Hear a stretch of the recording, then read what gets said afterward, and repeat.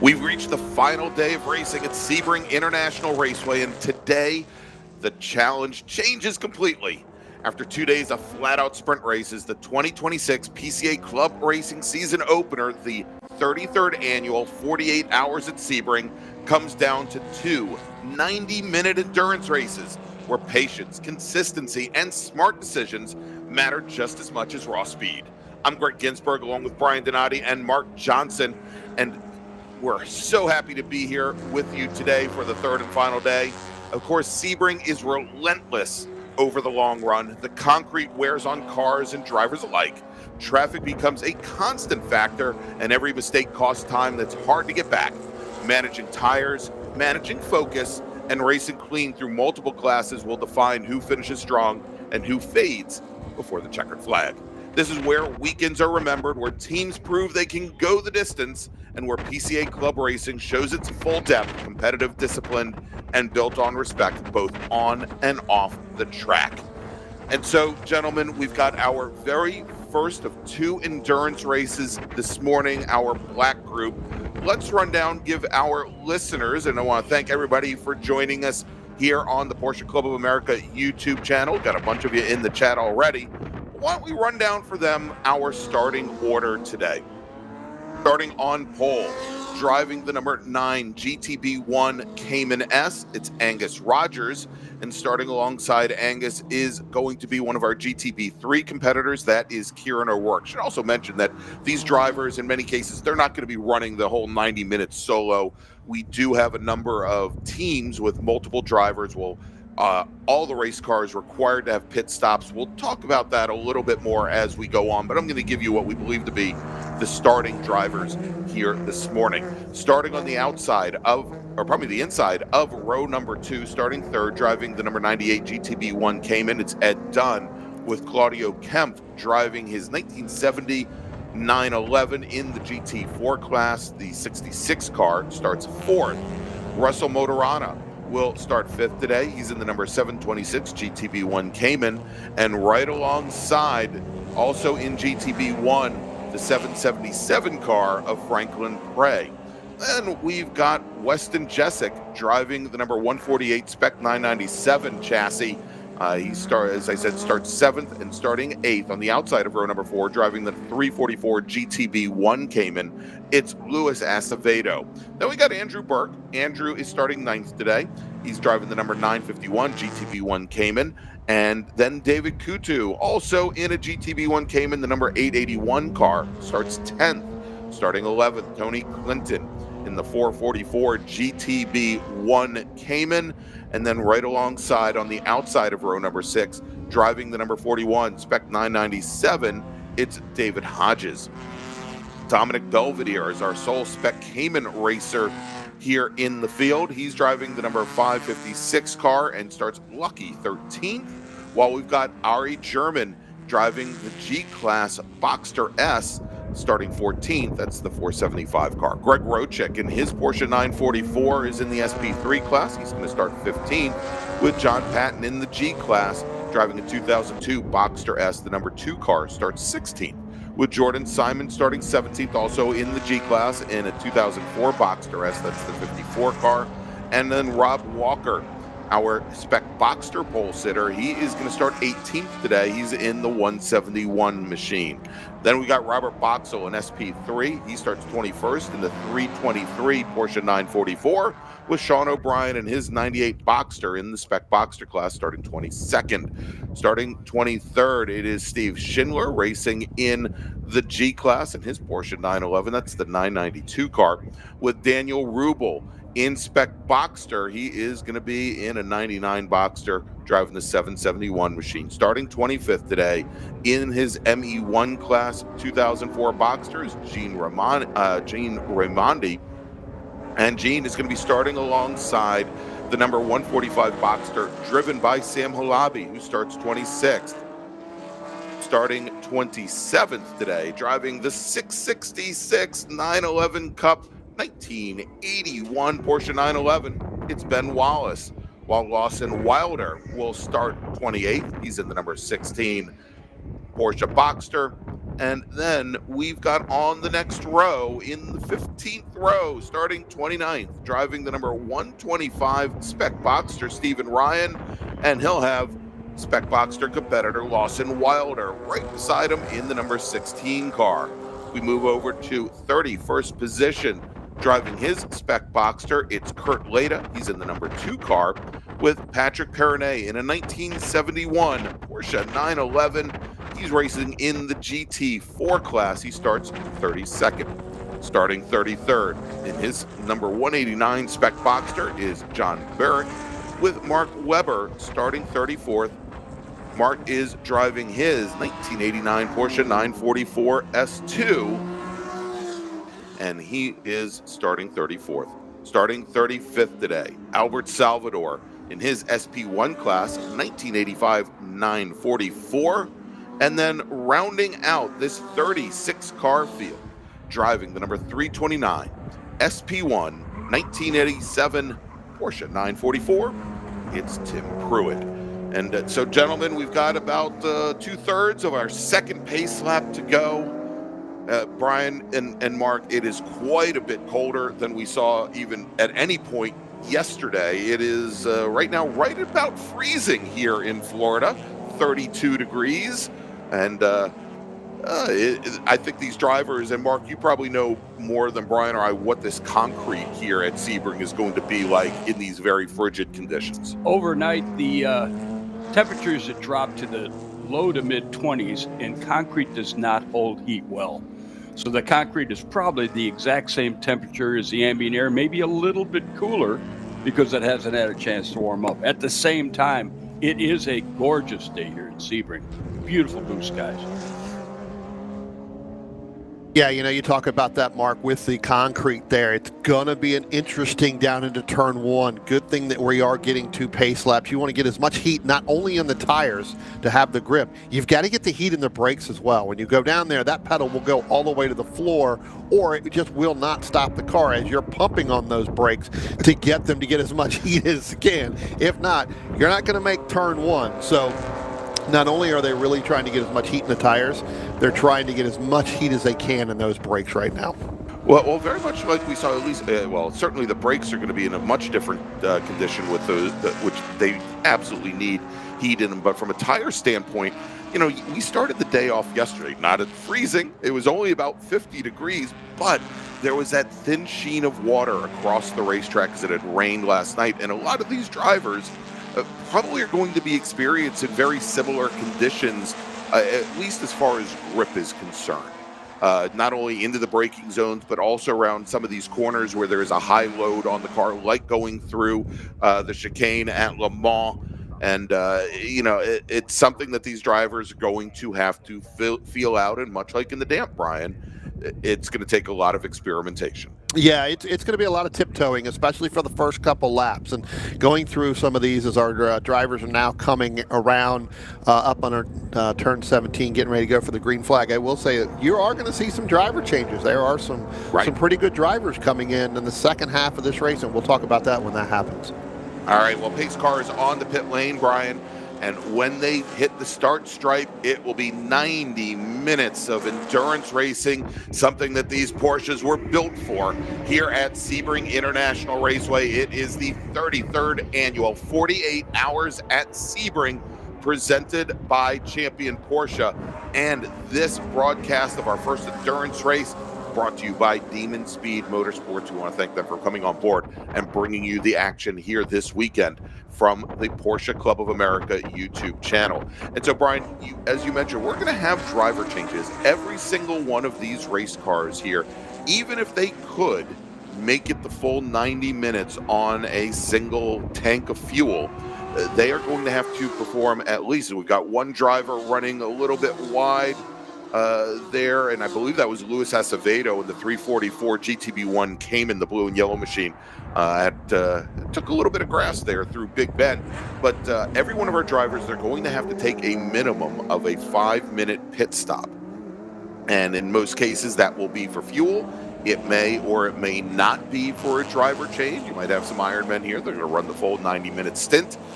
But every one of those race cars must make that 5-minute stop. And if for some reason they found that they didn't put enough fuel in to get to the end of the race, there's no such thing as a splash and go in Porsche Club America endurance racing. Anytime you come down that pit lane, you're going to be there for a minimum of 5 minutes. Yeah, no, absolutely, Greg. And also, to add a little bit, that pit window doesn't open until after the first 15 minutes of this race, and then that pit window will close with 10 minutes left to go, right? So you have to make that pit stop for either the driver change fuel. Most of these drivers are going to change fuel. Some may change tires.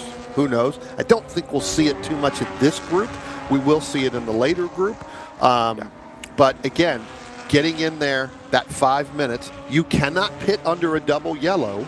That will not count towards your 5 minutes, right? So you have to make sure this is nothing but pure strategy. You got one car went way off there coming through. We'll see if we can get that number. We can see where they went through the dirt. Yeah. And that was coming out of Bishop Bend over at turn 14. High speed kink, and we'll see if we can get the number from our corner workers. Try to catch that as a little side-by-side action going on down in here. That's Ed Dunn and Franklin Prey. Franklin Prey is going to have a driver change later. He's going to drive the first half of this, Greg. We talked about it. Looking through the timing and scoring, looks like there's four teams that are going to have a driver change. Franklin Prey is going to be one of them, and he is going to have IMSA driver from Wayne Taylor Racing as Trent Henman going to get in this car here at the second half of this race to run. Again, Trent getting ready to come back down in March here. Got a lot of extensive time in Porsches as well as running in the Lamborghini that he's running for Wayne Taylor Racing. But again, Trent coming down here, going to also get in, like I said, the second half of this race because he's getting ready to come back in March. That's right. The more track time you can get for the slightly longer than 48 hours. Well, I guess it's longer than 48 hours at Sebring. It's only 12 hours at Sebring, but the race is 12 hours. Never mind. All right, and we do have a number of other teams. We've got the Schindlers sharing the G-Class 992 machine. David Nissenbaum in the 06 G-Class machine is also sharing a car with Van Svensson. I think we've got the two Kutus in the 881 GTV1 entry here as well today. That's right. The Jessics are sharing a car, and I think we have Gene Raimondi sharing a car as well. So we'll definitely see some driver changes, and interestingly enough, when these cars come to the pit lane, only 3 representatives from the team are allowed over the wall, including the driver. So not a lot of people can go and do work at one time. And I think you mentioned it, Brian, here in this first group. We probably won't see a lot, if anything in the way of tire changes. These are the lighter chassis, the Caymans, the older 911s, and they don't have, for the most part, nearly the aero effects that are going to drive these cars down into the pavement. The concrete here at Sebring, we talked about it yesterday, can actually act as almost like a cheese grater, but probably not to the point where drivers are going to want to change those tires. Our second endurance race today with the much heavier Cup cars and much higher torque Cup cars, probably you're going to see at least a rear tire change with them. Although those Cup cars, they do have a considerable amount of front tire wear as well. Those front wheels, they dance all over the place in the braking zones. Yeah, I mean, Mark and I talked about this yesterday, especially with this concrete and being that it's somewhat frozen. It's the frozen tundra. The frozen tundra of Sebring. Never thought we'd ever say that, right? Yeah. Yeah, I mean, again, 90 minutes, tire degradation is going to play a factor. You have to take it easy. Looking at some of these earlier times, again, only 2 laps in, so still very, very early. You can see where some of these drivers are taking it a lot easier than they normally would on a 30-minute sprint because, again, driver changes, other drivers coming in. You trying to go the whole 90 minutes and going to be doing the fuel. you've got to get in, you've got to get out of your car. So not only when they do the fuel, you've got to get out of the car. Now you've got to sit in the elements for a couple minutes. All right, we're on board right now with Rob Walker. He was our pole sitter in Spec Boxster. Behind Walker, number of cars back actually, heard that Sam Halabi in his Spec Boxster had some challenges coming through the Sunset Bend through the final turn. Did a little bit of a pirouette there and may have had contact with another car in the process. He has continued, that other car has continued. We'll see if we can get the number of that bus, get the number of the other car involved. But Halabi now drops down to 27th position overall. And I believe, I said, if we look at the starting order, Halabi was in, let's see, we'll see. Kind of the middle of the pack. He was kind of the middle of the pack. It was right in the middle. Actually, we've already changed our starting grid, so I don't have the starting order in front of me. But yeah, I think he was a little bit further up in the field than that, as opposed to where he lies right now, which is fifth in the field. I think he started third in Spec Boxster, if I remember correctly. Well, there's one thing we were talking about earlier as far as track conditions, and everybody's saying the concrete is cold. Certainly in 17 under the bridge, it'll be miserably cold. You got to remember, this track also has a tremendous amount of blacktop in different places. Yes. The blacktop will heat quicker. So in addition to negotiating a cold track, now you have to think about certain spots leading into turn 7, coming around turn 5, that will have surfaces that are considerably warmer. That you go from low grip to higher grip, and then back to low grip again, sometimes in the middle of a single corner complex. I just found the perfect car for these race conditions here, right across from us on the front in the infield, across from the broadcast tower, is a rally edition Porsche 911. All jacked up in the air on the big white rally wheels, and I think that's the one that did the doing the autocross there last year. I think. Yes, when we were there. Exactly the one. Yeah. Yes, it is. Definitely come well prepared. Now, he didn't get the snow that I got up in Charlotte last night, but I think there are still some parts of Florida that didn't have the white stuff this morning. Maybe he's going for a road trip. Well, Greg, when we were on board there with Rob Walker about a lap ago, you could clearly see Rob's front end there. Still really having some challenges finding the grip in some of these turns. Losing the nose a little bit. You can see it based off of his throttle responses on his display when he was getting on it and when he was not. The other thing is I'm shocked that the monster that he has on here is not blue, and because it's cold. I would have figured they would have changed the color to blue, but it's not a cold-blooded zombie. Yeah, well, evidently not. So yeah, apparently. But you can clearly see the nose just isn't getting the grip that Rob wants. Looking at some of these times, obviously a little bit slower than what he wants. Still kind of leading that Spec Boxster field, but I guarantee you Rob is kind of just pacing himself right now. Again, 90 minutes, and as this race goes on, these cars are going to get a little bit better and better. We got one car going really, really wide. That's the Stanberry machine, I believe. Stanberry. That kind of went off there out of 16, but the tires and the temps and everything is going to start to come back up. Look for that really to start happening, in the next 15 minutes, a couple more laps. These guys are going to start to get a little comfortable. Yeah, and Brian, I was going to say, we'll see when they come to the line. Gary Stanberry, who led the first lap in the SP3 class, I want to see, because Greg Rochick was about 6-7 car lengths back, may have been able to get around him with that challenge over at turn 16, coming onto the Ullman Straight. And indeed, Greg Rochick, your new leader, Robert Boxall was already about 10 seconds back, a number of cars back, wasn't able to really take advantage of Stanberry's off there. As Stanberry looks, though, as he's got everything back under control going into turn 3, right behind the Spec Boxster of Sean O'Brien.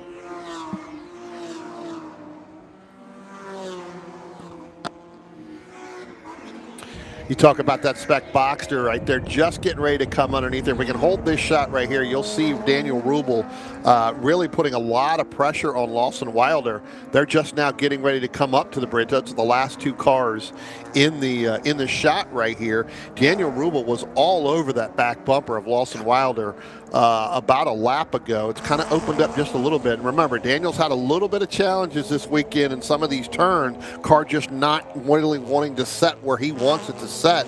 I know yesterday had that problem, but it was more because of the wet. But that car just doesn't seem to be up to full song right now. So give him some time. I think he'll be able to make that pass over Lawson Wilder. Yeah, we'll see here is, and it could just be a need to do a little bit more trail braking into some of the corners, like the hairpin, for example, so that the weight goes over the nose of the car and it turns in a little bit better. But right now, that is the battle for third in spec Boxster. And look to see what else we have here. You know, there's a great fight going on, and we've seen this almost all weekend. They started it off with our night sprint race on Friday evening in the G class. The Schindler team and in the 992, the red 992 Boxster, and then the second red 992 Boxster, the number 54 machine of Jordan Simon, have been pretty much locked nose to tail.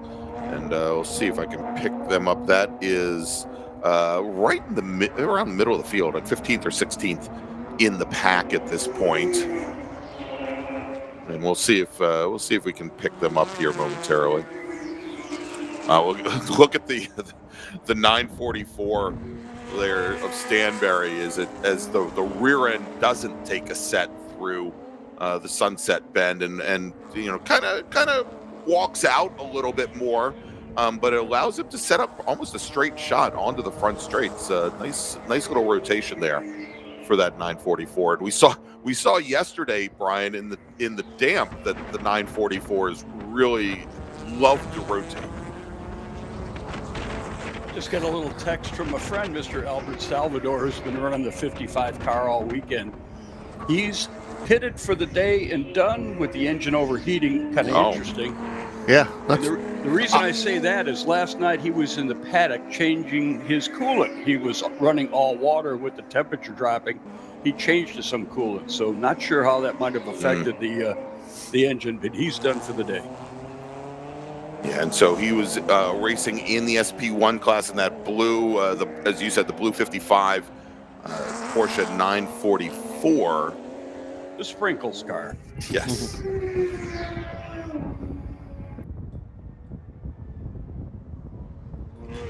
Yeah, still a lot of tiptoeing going on, especially through this portion of the racetrack here, Greg. Just drivers, there's the Jordan Simon machine right there. Yep, with the silver and the red.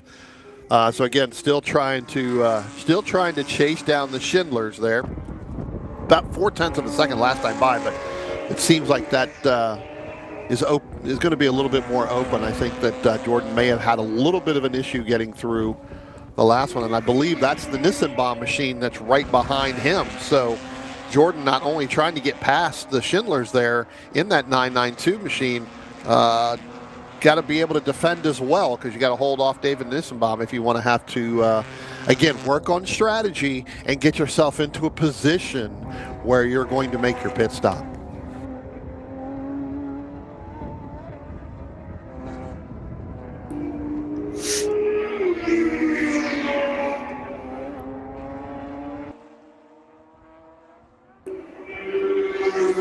And just checking in, although I don't have any information on Gene Raimondi right now, Brian, very interesting. At the ME1 entry today, the sole ME1 entry of Gene Raimondi and Harry Kinsey, the number 78 machine, the 2004 Boxster, that Kinsey is out of Landisville, Pennsylvania, and is an emergency trauma, actually a retired emergency trauma physician that he has been a PCA member now for 45 years, and national podium finisher in the F class in 2021, 2022 as well. So we'll see. Again, we don't know if he or Gene is behind the wheel of that car, but right now the ME1 entry doing quite well. and sitting right now also about mid-pack in the field. Right now about 31st in the field. But it's always a question. A lot of this has to do with strategy. Do you save fuel here early on in the race? And again, when you have two drivers, you're looking at if there's a difference in capabilities. Does the faster driver runs the opening stints, or do you leave it to the very end to go and make up laps? So a lot of strategy at play here. Well, I tell you what, looking at the timing and scoring, Greg, and looking at all the green that's there, I don't think anybody's saving anything, because as we're getting into that seventh and sixth and seventh lap, some of these drivers are really starting to open it up. I mean, Franklin Prey, who we know is in the car right now, he's 6.5 seconds ahead of Ed Dunn. And remember, Ed Dunn was one of the top cars yesterday. So Franklin Prey and Hinman getting that car out as far away as they can from the next competitor, so that when they do make their pit stop, their strategy, they should be able to go the distance after that. And it was interesting. We were talking to Franklin last night, and he wasn't too happy with the way things ended up in the afternoon sprint race, as he was firmly in second position in the GTB1 class, and on the last lap had to concede second to a Maturana, who passed him by. And the reason is because, and hopefully this is not a harbinger of things to come in an endurance race, but in a 30-minute sprint race, they short-filled the fuel in the car, and he was a lap short. And as a matter of fact, that car came to a stop on track on the cooldown lap. And and this is the challenge, whether it be endurance racing or whether it be sprint racing. The sprint races were 30-minute timed races, and the last lap, and when we say a 30-minute timed race, the last lap has to be started before that 30-minute timer. And if I remember correctly, the overall winner started the final lap with about 29 minutes and 55 seconds or somewhere along those lines.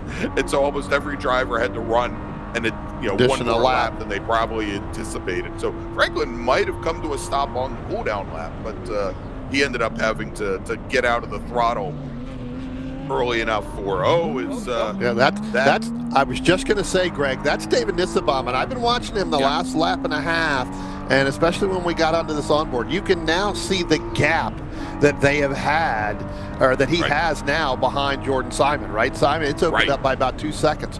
It clearly looks like Nissenbaum may be overdriving some of these when he got close to Jordan Simon and the Schindlers in order to make that pass, and that just went away, and now he's having to recover, and definitely going into the hairpin was definitely an overdriving perspective of that car, and it just did not grip. He overdrove the car, now has to recover after overdriving the car. He's overdriving the car again to catch up there. Now Nissenbaum is going to be sharing this vehicle with Van Svensson. We think that is Nissenbaum behind the wheel with the opening stint. Of course, Nissenbaum's had quite a bit of track time this weekend. This would be, I think, Van's first time behind the wheel. It looks like Van, so David is not in the car, because he just put in the chat, so hopefully he's not. Maybe that's why the car looks like it's overdriving. But, well, David, I can tell you, if you're listening and you're watching, Van is a little bit overdriving, so if you've got radio communication, you may want to tell him. And if that is you in the car, please put your phone down.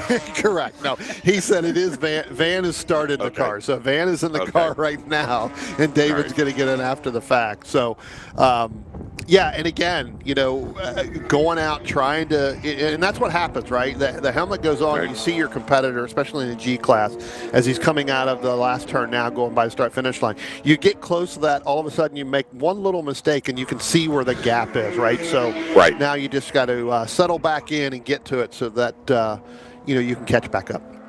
Well, give a little credit to Van for the driving at turn 7 as well, because on the feed you could certainly see he was ready to push right off into the cornfield. And he did get fast hand, saved it, and lost a little time, but he's still on track as opposed to losing 30, 40 seconds. Plus, he's been overdriving us all weekend long.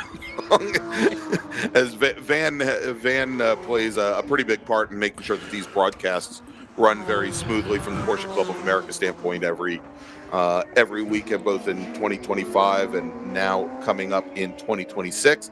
I want to also mention, for those of you that are interested, our next broadcast is going to be from Virginia International Raceway. That broadcast scheduled for March 20th through 22nd. So I know that's a month and a half away, but mark that down on your calendars, March 20th through 22nd at Virginia International Raceway. And hopefully you can join us. You still may want to bring your parkas and everything else, because it still does get cold. It still does get cold down there in yes, it does. at VIR in late March. So we're going to go ice skating on the Dan River. It's going to be great, man.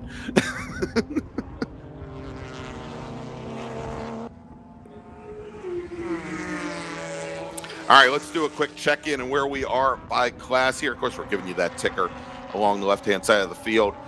In the G class, it is Ari German, currently your leader, with the Schindler's team running second, Jordan Simon third, the team of Nissenbaum and Svensson running in fourth, and then John Patton. In GTV1, it's Franklin Prey with Trent Hidman, who will be jumping in the car in the second portion of this race. Your lead with Ed Dunn and Angus Rogers, the top three. The team of the Kutus, the 881 car, running fourth, and then Luis Acevedo, who had that early off, and a little bit on the back foot just to start this race off. He is currently running fifth in what is an 8-car field. Over in SP1, we already know that the Salvador machine has taken to the pit lane. Actually, I think he was the only driver in SP1. Over in SP3, Gary Stanberry with Greg Rochik. So Stanberry has moved back to the lead after that early off over at turn 16. Rochik drops back to second, then Robert Boxell and Mark Weber. In Spec 997, David Hodges over the Weston and the two Jessics, we'll just say here.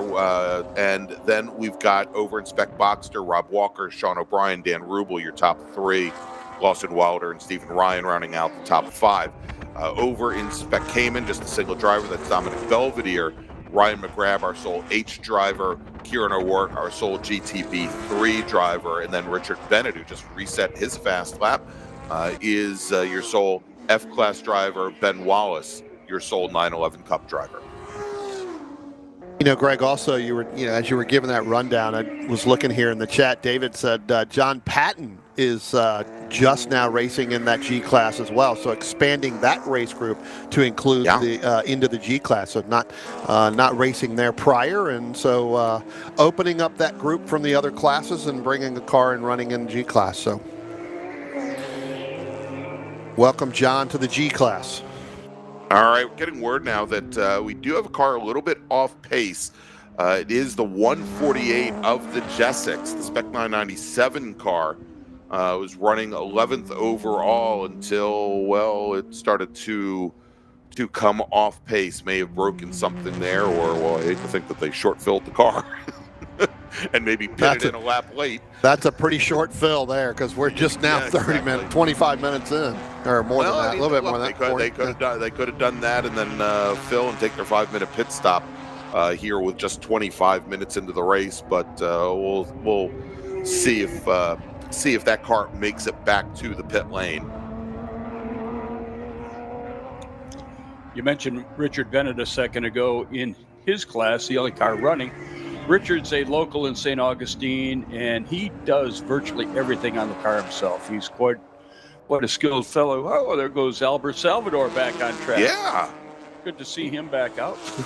let the car cool down. Speaking of Albert Salvador, he bought that car from Richard Bennett, so it's good to see both those guys running well today.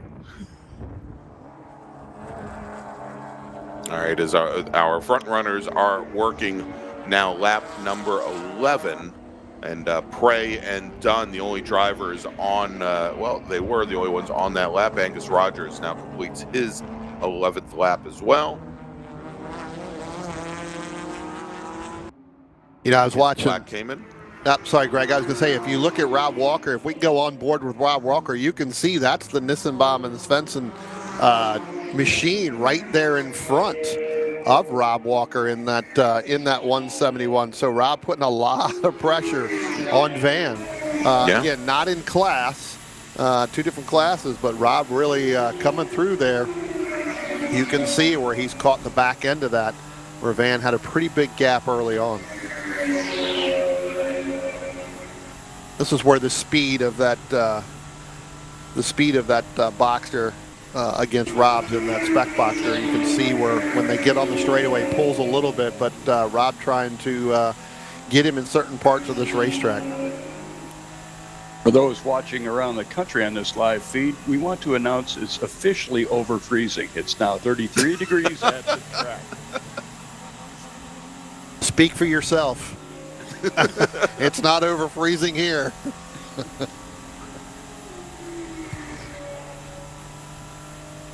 Brian's in the Percival bunker, right outside of Washington D.C. The true frozen tundra.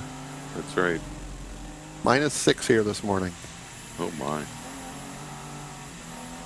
Yeah. So let's see here as they come out of turn 16 onto the Ullman Straight, and indeed, Brian, as you said, that Boxster walks away.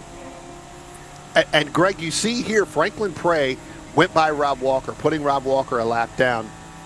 But as Franklin kind of moved over and went past him, Rob moved over a little bit too to try to catch the draft Every from Franklin. little bit helps. Yeah, Yep. absolutely. Franklin's just that much faster. There was really no draft to catch, right? Because it was, the difference in the speed.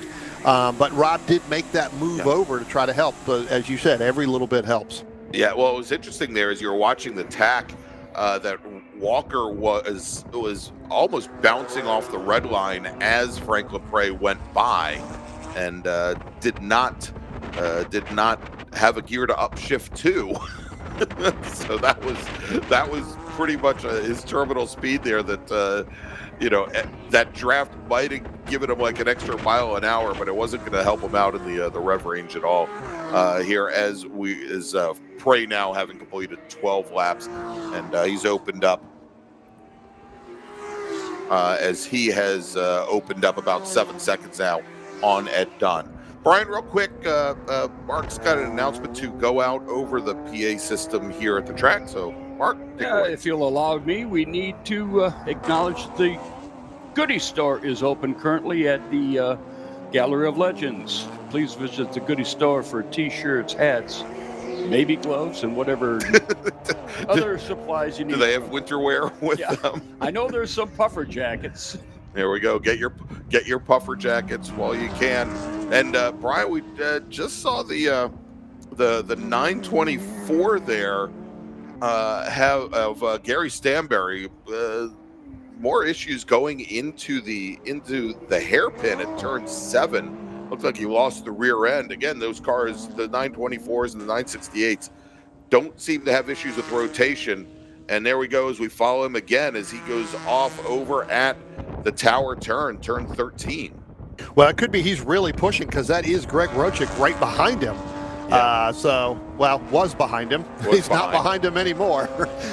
So it could have been that you look up in your mirror and you see Greg Rochick in that 320 machine. You start to push a little bit, and again, you take your eyes off the road. Again, very cold temperatures. That car just wants to really slide out, lose a little bit of that back end, and that's exactly what looked like happened right there. Yeah, I mean, it's so interesting that even in going through the tower turn, it looks as though he just may have gotten in the brakes a little late, a little hot, that actually got some good amount of push there, a little bit of understeer going into the corner, and then the rear end walked around. It seems like it is a very ill handling machine at this point. I think what also happens here as a driver, and I know you've completed in Enduros, I know I have as well, when you have a cold day, a cold start, your focus has to be completely 100%. You take your eyes off to look in the rear view mirror or to look at a camera that you may have facing backwards within your car. Well, then the next thing you know, you go a little bit further than you really want to. You miss that entrance into that turn, and now it's going to affect you coming out. The back end's going to slip around. You may lose the nose, as we saw a couple times with Rob Walker. Next thing you know, you've given up 6-7 tenths on that lap, and now you're under pressure from a whole lot of other cars.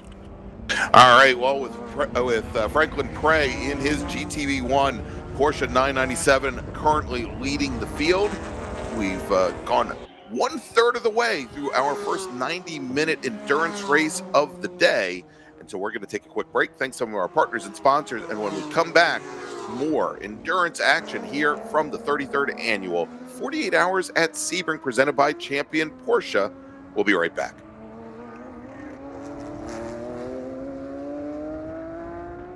Welcome to Sebring Resorts, a premier collection of luxury lifestyle communities in Sebring, Florida, just minutes from the iconic Sebring International Raceway. From the developers of Sebring Motor Garages, Sebring Resorts brings together motor garages for race cars, exotic cars and RVs, luxury townhomes, private jet hangars, an RV resort, and more, all designed for those who live life in the fast lane. Models open daily. Discover Sebring's most exciting community. Visit SebringResorts.com today.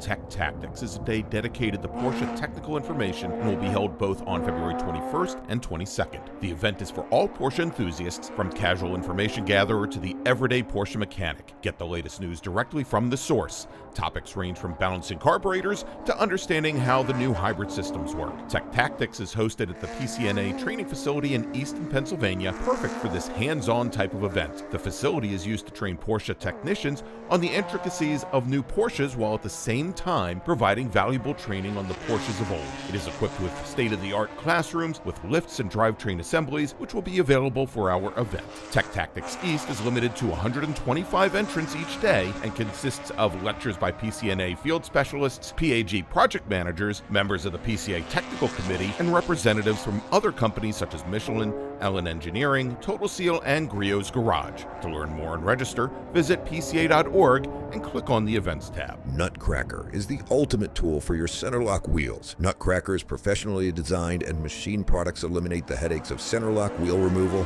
and installation and turn exhausting efforts into a simple one-person job. Unlock a world of convenience and check out the Nutcracker Pro or Nutcracker HD, both covered by a 2-year warranty, or shop our growing list of accessories and tool sets. To learn more and to find your perfect center lock tool fit, visit nutcracker.com today. Daniel & Louise is a licensed agent of New York Life Insurance Company located in Tampa Bay. Daniel and New York Life are committed to helping you protect and grow your lifestyle. With so many options and complex information, making financial decisions isn't always easy. Together, we can create a strategy customized to your situation. Every client is unique, and it's our priority to help you understand your options, meeting today's needs and tomorrow's goals. Visit DanielLouiseJr.com to help face your future with confidence. Feeling hungry or need a cup of coffee? Visit the Track Shack, conveniently located in the paddock just behind the race control tower. We're open for breakfast and lunch all weekend long and offer hot and cold drinks, sandwiches, sides, platters, and so much more. Or if you are done for the day and headed out for dinner, head over to the Gator Shack just a few minutes east on US Highway 98 in Florida. Gator Shack. Follow the tracks.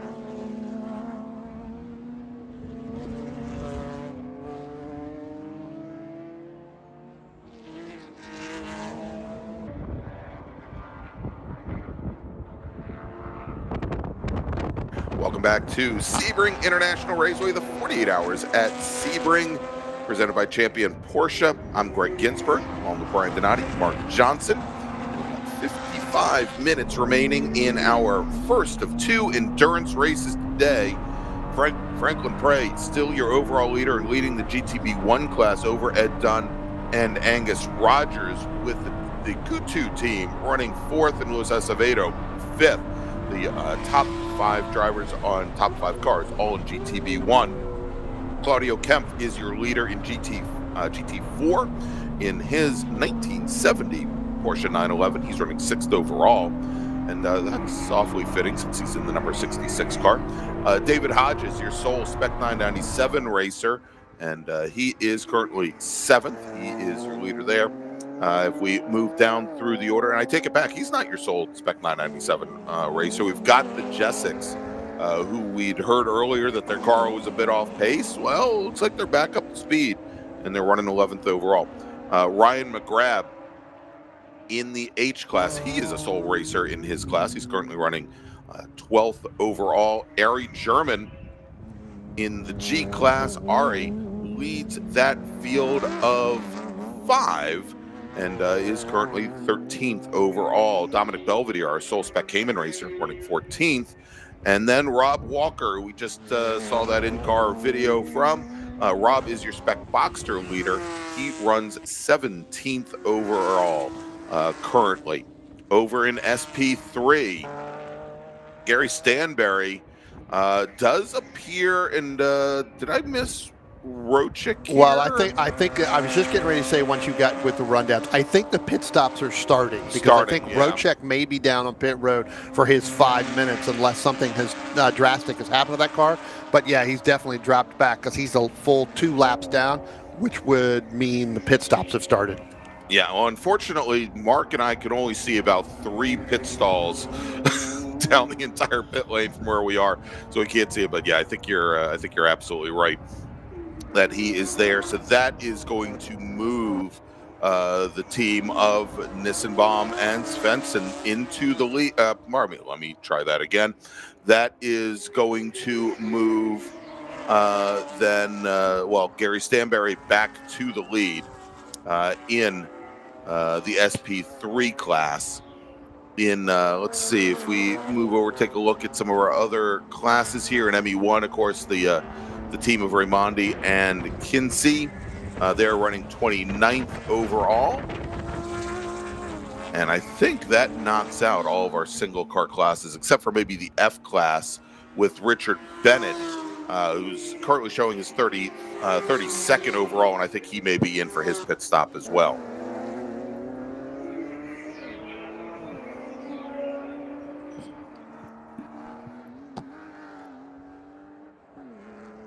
All right, we're hearing a little bit of traffic from race control. Some of our corner workers that the 777 car, that is Franklin Prey, our overall leader in his 2010 997 chassis, showing a little smoke out the rear of that car. So something that they're going to want to take a look at, something that we will keep a track of. Just went through. He should be coming up through here, so we'll see. He's the second car in the shot right here. So I think maybe he just may have overcooked the brakes getting into one of the turns and probably locked it up a little bit. I'm not seeing anything through here through our cameras. Nor I. So far. So I'm wondering if maybe that was a little bit of a brake lockup going into one of the turns, depending on where that call came in from. And I believe it did come in from 7, so that would likely, that would do it. That would explain it. And so he's going to be coming into the Sunset Bend right now, and we'll take a look. He's going to go right by us on the front straight here in just a moment. Car looks pretty strong right now. Again, he's got a pretty good lead over Ed Dunn, almost a full lap. And we got one car here, Greg, that has just now stopped coming through there. So you're going to have that waving. Yeah, that is Dominic Belvedere, our sole spec Cayman racer. And he is there, as you said, and now he's getting back underway. And we'll see here. All right, as he gets back underway. Yeah, it looks like the car completely died. He's definitely all the way over driver's right coming down the Ullman straight there, but definitely has an issue. He's got his flashers on or his turn signal on to let people know. But when he fired that thing up, there was a lot of smoke that came out of the bottom of that. So and a couple of the corner stations were checking to see if there was a line of oil or fluid following that car through. They did not see anything, and we saw a number of drivers coming through the chicane over at Le Mans, and it looked like everybody was getting through there fine, but he's going to be bringing that car down the pit lane. So, Greg, just as we watch him go through there's the Stanberry machine that just went through, and then you've got Greg Rochik. Now, he's right behind him. Now, again, keep in mind, we were just talking about this. I believe Rochik has made his pit stop, so he's a lap down. So what he's going to be doing is he's going to try to unlap himself here with Gary Stanberry in that 968 machine to get back in front, and then now it becomes worse strategy. So it looks like Greg Rochik has made his full 5-minute pit stop, and now he's going to try to get back around Stanberry to unlap himself. Yeah, and that's interesting to see there, Brian, that if he only lost a single lap in the pit window, because most of these cars, are lapping in the 2.5-minute range or somewhere along those lines. And so you would think that would he was 2 laps down at one point. Right. So depending on when you come out of the pits after your stop, you may really only fully be 1 lap down, depending on what's going on. So because of the long course. So technically right now he is 2 laps down. So when he gets by Stanberry, if he gets by Stanberry, he will officially be 1 lap down. So not unlapping himself to put him back on Stanberry's lap. So that would make sense right there, from that 16 laps to 14 laps. So that would be it. Yeah, and so in the end, obviously what Rochik would like to do, even though he is essentially a lap down, if he can get around the Stanberry car before it heads to the pits, that puts him in pretty good stead for the end of the race. Yeah. When Stanberry finishes his 5-minute pit stop. Now, of course, there are always questions. We weren't sitting there with the stopwatch, to know if Rochik, that maybe was a couple seconds late in getting out of his box, or he was only going 33 miles an hour versus 35 miles an hour down the pit lane. So there are always some additional variables there. But if he can get ahead, I think that would be put him in a good position once the pit cycles finish. Looks like Franklin Prey may be down on pit road. I know you guys really can't see that, but looking at timing and scoring, Angus Rogers has now gone back in front of Franklin Prey, so it looks like he may be on pit road, or maybe there is a bigger problem than we anticipated there, Greg, but I see a bunch of cars over there on pit road now. So yeah, we do have the 66 car right in front of us here, taking on fuel right now. There's the Nissan machine. Looks like David's getting ready to get in, so he's had to put his phone down. There's Van over on the right-hand side on the outside of the pit wall, so being told to run and go get something, maybe hey, go grab my phone so I can text from inside the cart. No. Exactly. Now they're both running over to get something. So Rob Walker on pit road there. You've got the 189, I believe, or is that the 89? I think that is the 89 spec Boxster just ahead. That's 189. Or that's 189, John Burke. Yeah. So a lot of pit stops happening here. Again, here's the David Nissan getting ready to get in. So David not able to in our chat. Just about midway. And, and for those teams where they are sharing a car with another driver, this is to be equitable. They're coming in right at about the middle of the race. And that way both drivers put in about 40 minutes, 43 minutes thereabouts, once you subtract the 5-minute pit stop.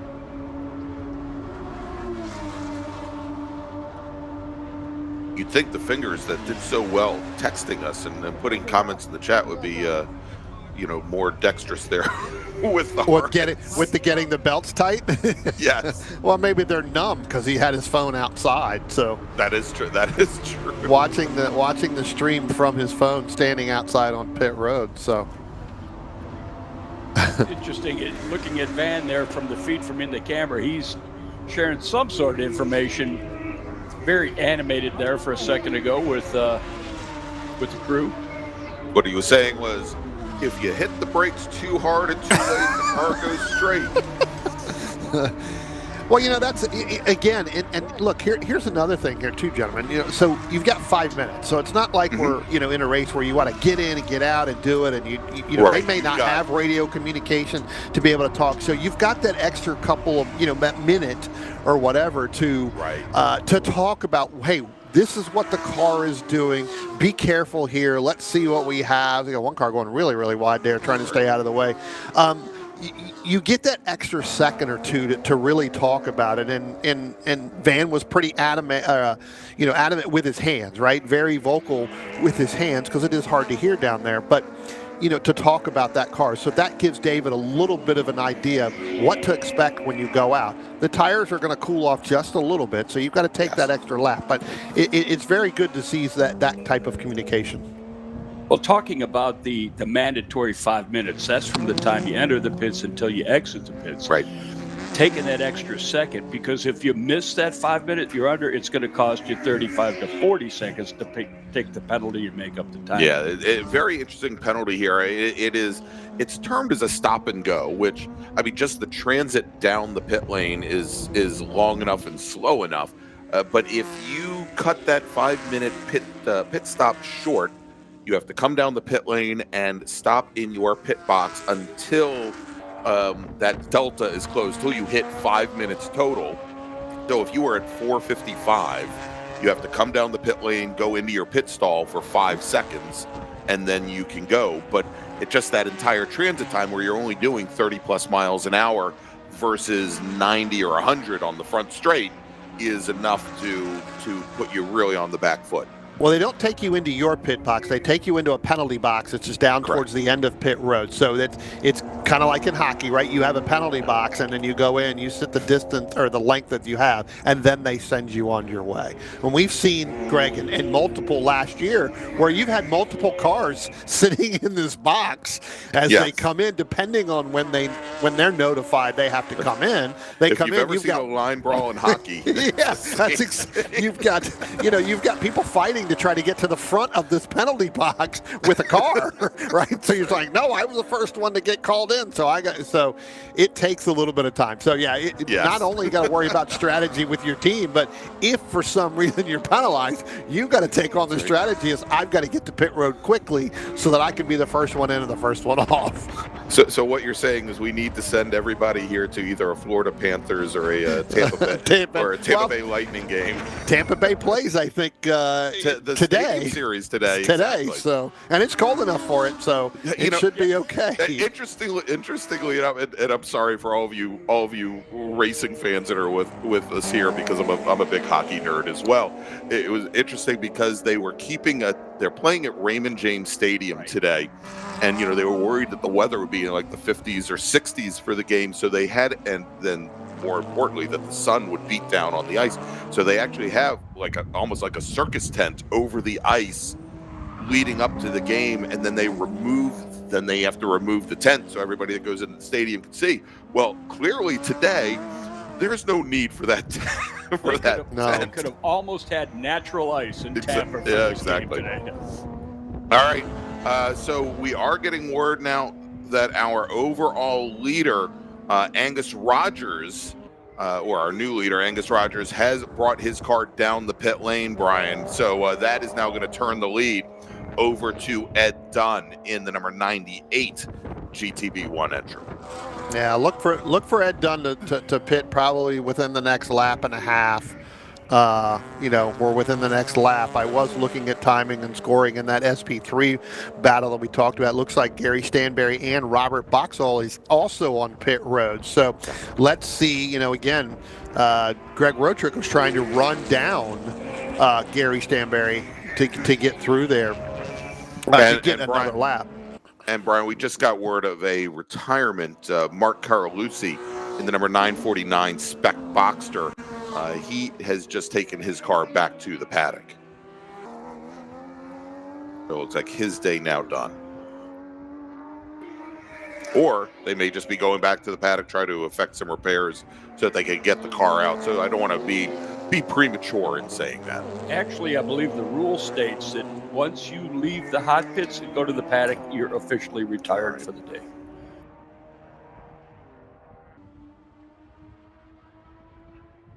Well, that would mean that Albert Salvador fixed his car or let it cool off enough to come back out on the pit lane there. Then he did not go back behind the wall, if that would be the case. Because remember, he had the overheating issue.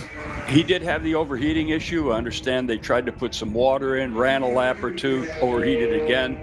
They're trying to correct that. I've got text going with a couple of buddies and that's the situation. And I'm checking the rules now to see if that is actually the case. Well, let's keep an eye on that 777 because here he is coming in now, and that is actually, I believe, since they've made that pit stop, that is going to be Trent Hinman in this 777 machine. So let's take a look at lap time. Let's see the difference between him and Franklin. in some of these. Again, Franklin did a fantastic job getting that car way out in front. Again, Ed Dunn hasn't pitted yet. I don't believe Angus Rogers has pitted yet, unless he may be on pit road right now, but it doesn't look like he is based off the number of laps. I don't believe Andrew Burke has pitted in that 9:51, or Russell Martirama hasn't pitted yet either, Greg. So again, opening up that big lead that Franklin Prey had could come back to be a very good strategy. Yeah. With just under about 38 and a half minutes left to go.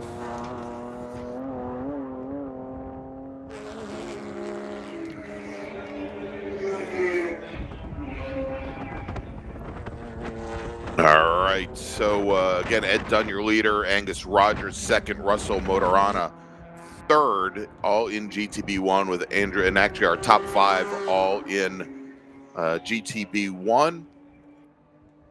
And it sounds as though I think the 98 car of Ed Dunn may have just come down the pit lane, and the 951 of Andrew Burke comes down the pit lane as well. And so what we may see is Russell Martirana, see if he ends up taking the overall lead here next time he comes by. He was showing as being 46 seconds or so in arrears. Let's check in with some of our other classes as Ari German currently leads the G class. I believe Ari driving solo here today. And Ari, an 18-year PCA member, have been club racing has been racing for 15 years. Got into PCA racing in 2010. I'm trying to do the math. It still doesn't come out to 22 years. But he is your leader in G class over the Schindlers, with Jordan Simon running in third. Over in SP3, it is Greg Rochek, who has gotten around Gary Stanberry. We were watching that the fight of the two 944s earlier. Robert Boxell running in third with Mark Webber fourth. In Spec 997, David Hodges showing as your leader over the Jessics. We think Hodges is on the pit lane. And in Spec Boxster, Dan Rubel, your leader currently with Stephen Ryan, Sam Halabi, running 1, 2, 3. Our pole sitter in the class, Rob Walker, has already come down for his pit stop. We would expect for him to move up from fourth position where he currently stands. The driver currently in fourth, John O'Brien, has just come down the pit lane.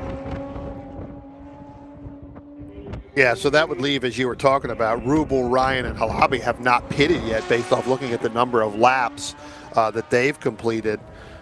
So yeah, that's going to really that'll really play the strategy. Again, with about 36 minutes left to go, you've got about 26 minutes before you have to get that pit stop done, because if my math is correct, it will close with 10 minutes left to go. That is correct. And I look back, Brian, I'm thinking about the endurance race we had at Summit Point Raceway last spring, where we had a number of drivers wait until about 11 minutes left to go on the clock to come in. Yep. And what that does too, Greg, as you talk about strategy, is depending on what the size of the lead that you have on your closest competitor when you come in and pit, obviously that's going to be involving laps, but where you come back out, right? If you know what their average lap time is, and trust me, there are individuals down there, just like in any other pro race, kind of going through this and kind of looking at, your competitors within your class, what their average lap time is, and where you're going to come back out. So I think we saw that with Franklin Prey and Trent Hinman, to go all out as hard as you could through that to get as big of a gap, so that when they do pit, you're able to come back out ahead of them, or stay in front of them when they come back out of the pits. All right, so we're on board with Rob Walker, who just moved up into fourth position in Spec Boxster. Sean O'Brien is on the pit lane, and was that Greg Rochek, who I think came right underneath him going into turn one. And we'll take a look here. Is Stanberry on the pit lane yet? Yeah, Stanberry has been on the pit lane, and so has Robert Boxall as well. So Greg Rochick is back out in front in that SP3 class, and he's got about a 38-second lead, which before the pit stop started, he was about 20-some seconds, right? So it's a pretty big gap that he's opened up, and again, that's where the strategy came into play. He knew when to come down pit road. All right, we talked about Ed Dunn coming down the pit lane. Resto Maturana and Andrew Burke did as well. They were running 1, 2, 3 in GTB1, and so Trent Hidman, who is currently sitting, still listed as being in 4th position now, he is out on track. Tony Clinton moves to the lead for the moment in GTB1 and to the overall lead. But he has not pitted. He had not pitted yet, and Correct. I think he may now just be coming down the pit lane, Brian.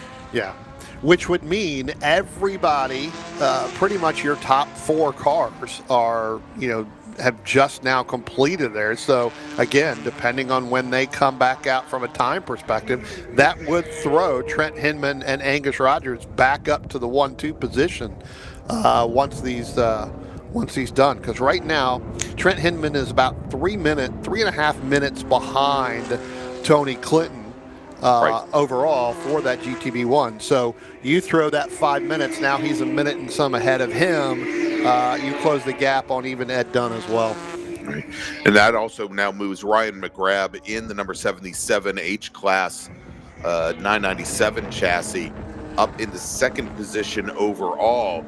Interestingly enough, he was quite a bit off the pace, had some problems on the prior lap, ran about 8 seconds off of his, actually more than 8 seconds, ran about 35 seconds off of his normal lap time. That sounds like a fuel problem. That's exactly what it sounds like. So we may see Ryan McGrath coming down the pit lane this next time around. Knowing Ryan and a little bit, and knowing the family, they always test fuel as much as any other racing family I've ever been a part of.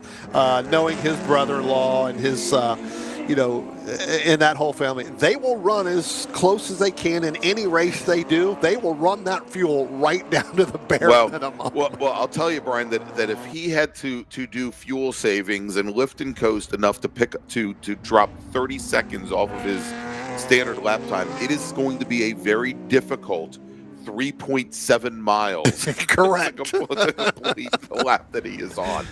I think if there's anybody out there that could do it, it is Ryan. He's been an accomplished driver in this Porsche Club Racing for many years.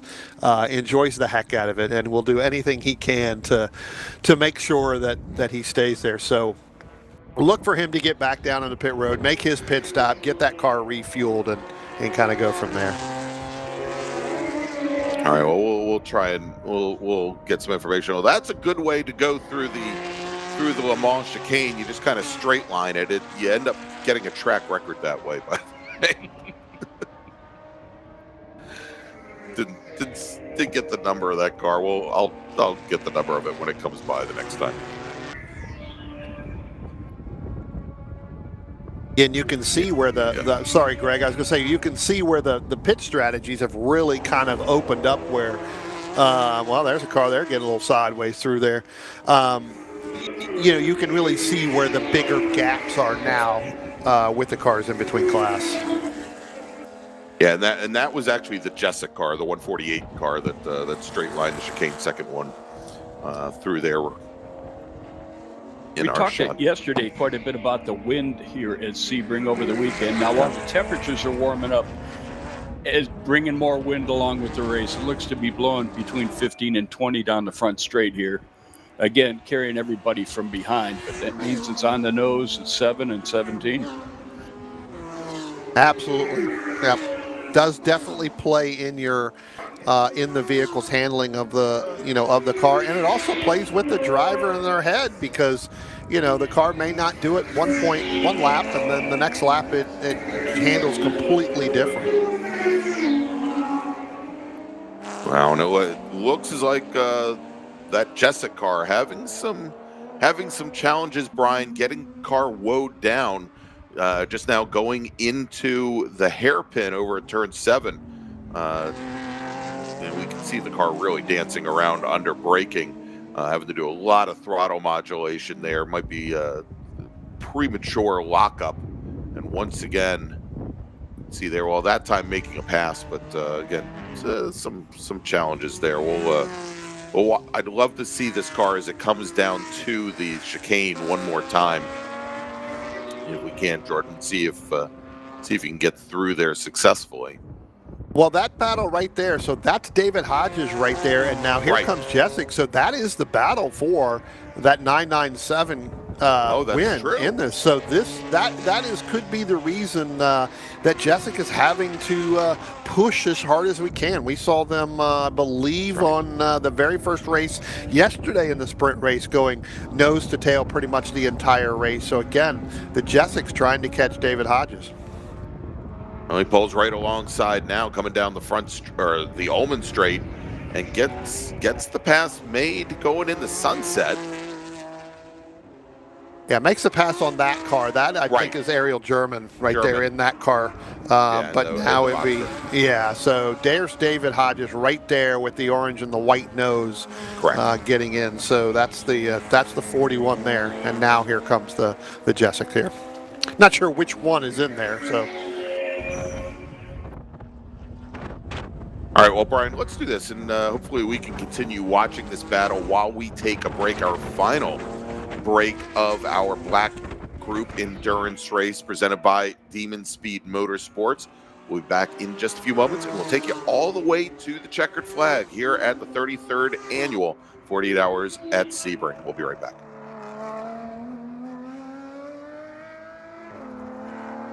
Trusted since 1984, Eurosport Porsche Road and Race delivers expert service, custom builds, and premium race gear all under one roof. From daily drivers to track machines, we know Porsche inside and out. And whether it's a classic air-cooled Porsche or a modern race machine, we are dedicated to giving you your car the same care and respect as we give our own. If you have questions about your Porsche, want to schedule a consultation, or need expert performance advice, visit our website today at eurosportporsche.com.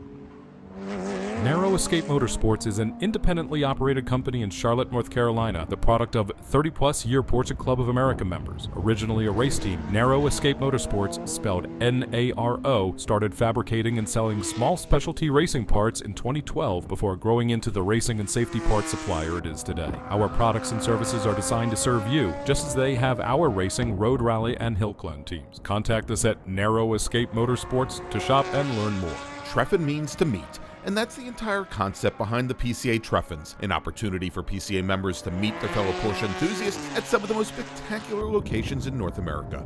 PCA's Treffins provide the opportunity for members to drive some of the best roads in North America and enjoy world-class hospitality at world-class hotels. The Spring Treffin will be March 29th through April 2nd at the Montage Palmetto Bluff, an exclusive low-country community in Bluffton, South Carolina. The Montage comprises a quintessentially Southern-style inn modeled after the historic mansion that burned in 1926, plus an assortment of cottages spread across spectacular grounds that capture the ethos of an earlier, more genteel era. The surrounding maritime forest casts shadows that whisper history, while modern resort amenities include a world-class spa, 2 pools, and 8 restaurants and bars. You will not be disappointed in the opportunities for both stimulation and relaxation. To learn more and register, visit treffin.pca.org.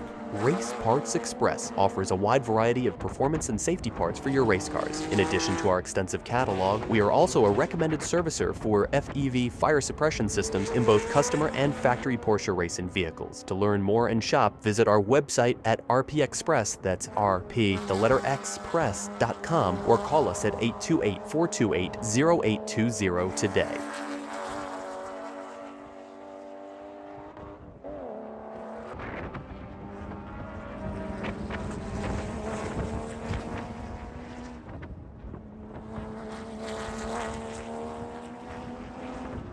Welcome back to Sebring International Raceway, the 33rd Annual 48 Hours at Sebring. I'm Greg Ginsberg, along with Brian Donati and Mark Johnson.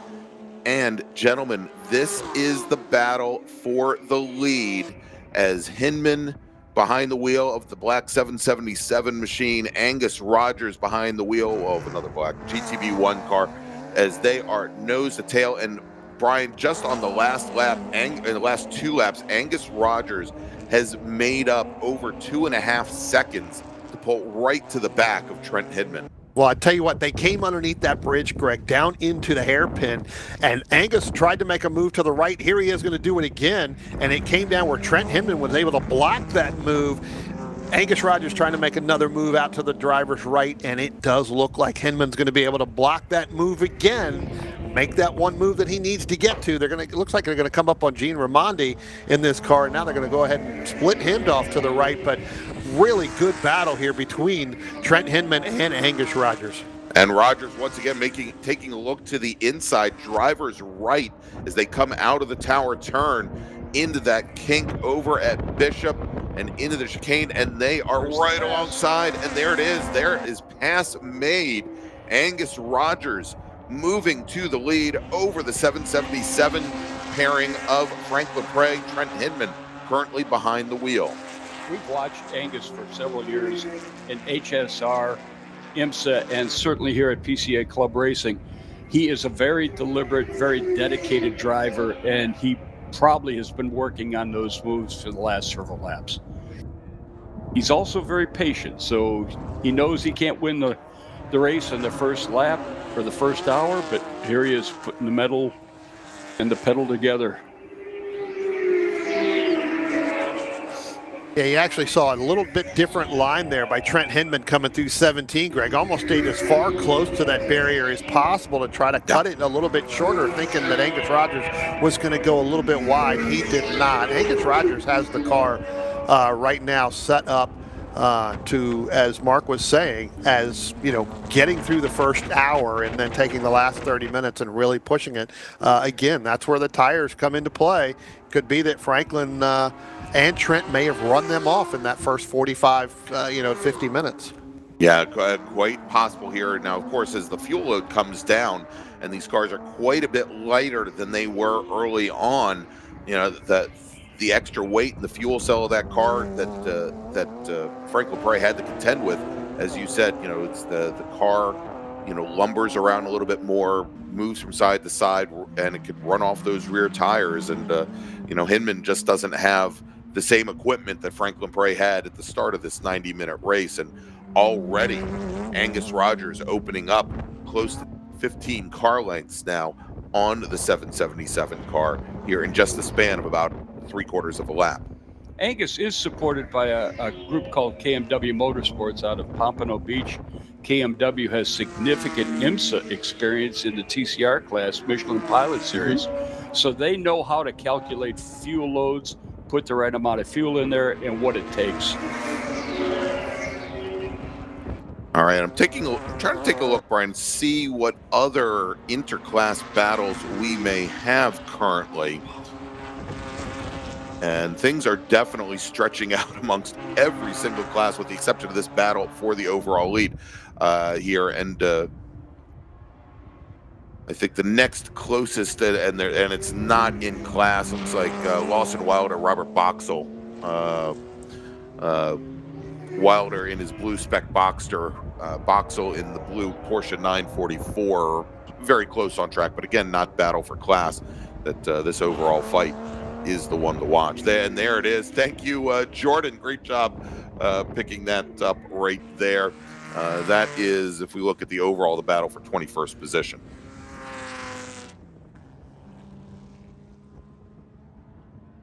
Yeah, I was looking back towards the G class as well, because I know the Schindlers are on pit road, or just came off pit road not that long ago, and they are about 8.5 seconds behind Ariel German in that 475 machine, with Jordan Simon another 20 seconds back. So I was kind of watching the strategy that went along there, because that 992 of the Schindlers, they didn't pit till, you know, just a couple minutes ago. So they're got their pit stop done and getting ready to come out. So again, a little bit further back than I think they wanted to. They were really trying to play that strategy game.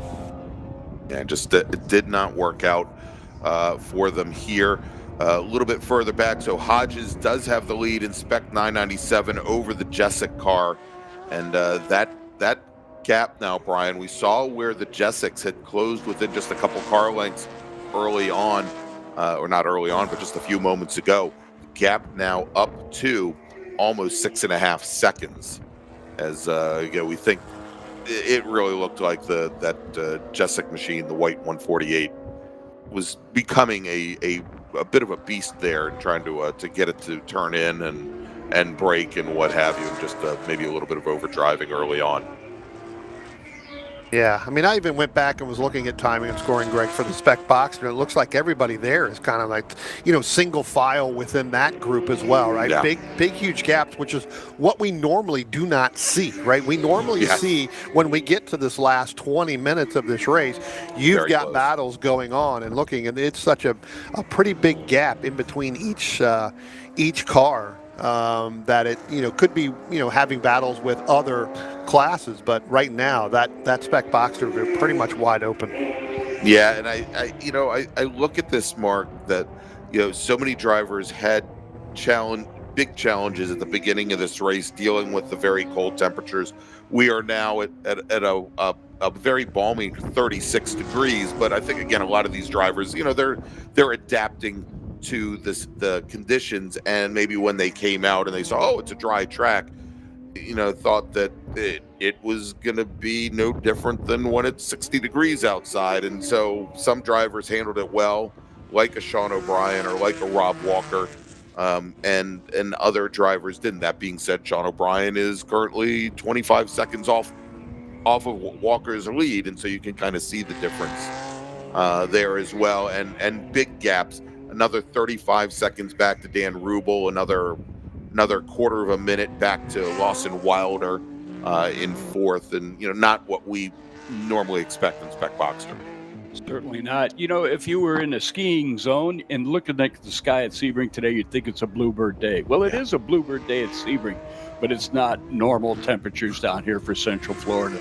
As a matter of fact, we're missing our flamingos. We don't know where they went this year. Usually there's 4 or 5 dozen scattered around the paddock. They're down in Puerto Rico where it's still warm. Exactly. We hope to see them back next year. Greg, I'm getting word that actually it was Trent Hinman that started the race, and Franklin Prey is now in the car. Okay. Based off the email we got this morning, I thought Franklin was starting the car. So now it seems like word is coming up that Trent Hinman was out there first, which again would explain the big gap that he had earlier, and now Franklin is in it. So we'll get more information on that later on. But like I said, based off the email that we got this morning, we thought Franklin was going to be the one starting the car. So Schnurky, thank you for letting us know. Unfortunately, with the systems that are provided to us, we don't really have any definitive way of telling from up here who is in the car. But Franklin Prey had sent this information early on, and we were under the assumption, based on what he had provided to us, that he was going to be taking the opening stint.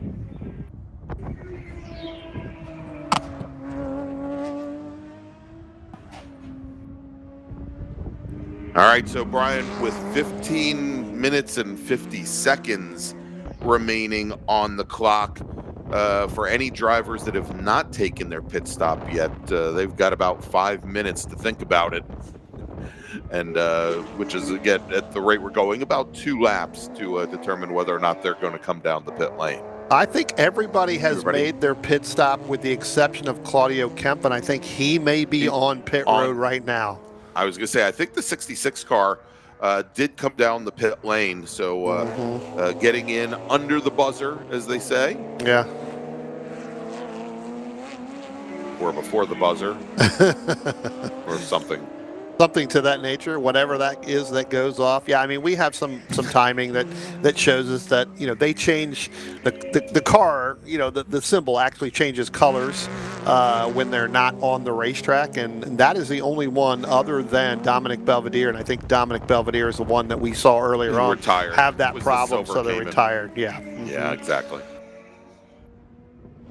So that is still effectively in the race. So.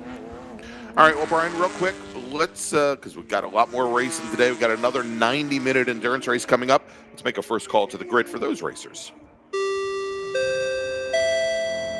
Attention in the paddock. This is your first call to grid for the Pink Enduro Championship points race. First call to grid, Pink Run Group Enduro Championship points race. Thank you. And that race, they're going to be heading out, Brian. We're going to have a little bit of a break after this first endurance race ends. Scheduled to be on track at 11:05 this morning. So just about 20 minutes from now.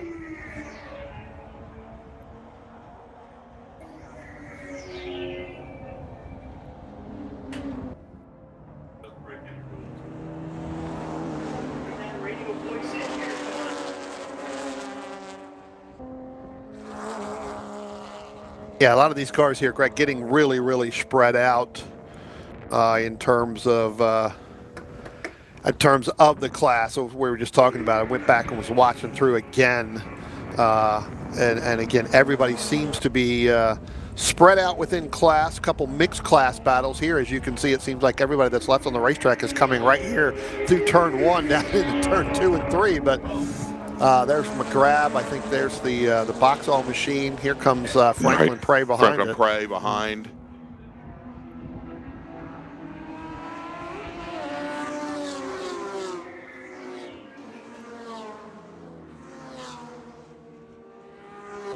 And drivers just trying to complete with about 12 and a half minutes left to go, 12 minutes and change, maybe 12, just under 13 minutes here. So again, the cars are starting to get that second load of that fuel burned off.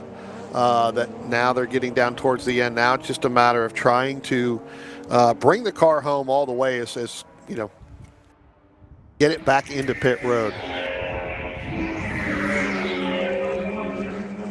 All right, so in SP3, Greg Rochick is your leader, still over Gary Stanberry. So Brian, with those pit stops done and Rochick able to get around Stanberry, we were watching that battle between the 944s earlier.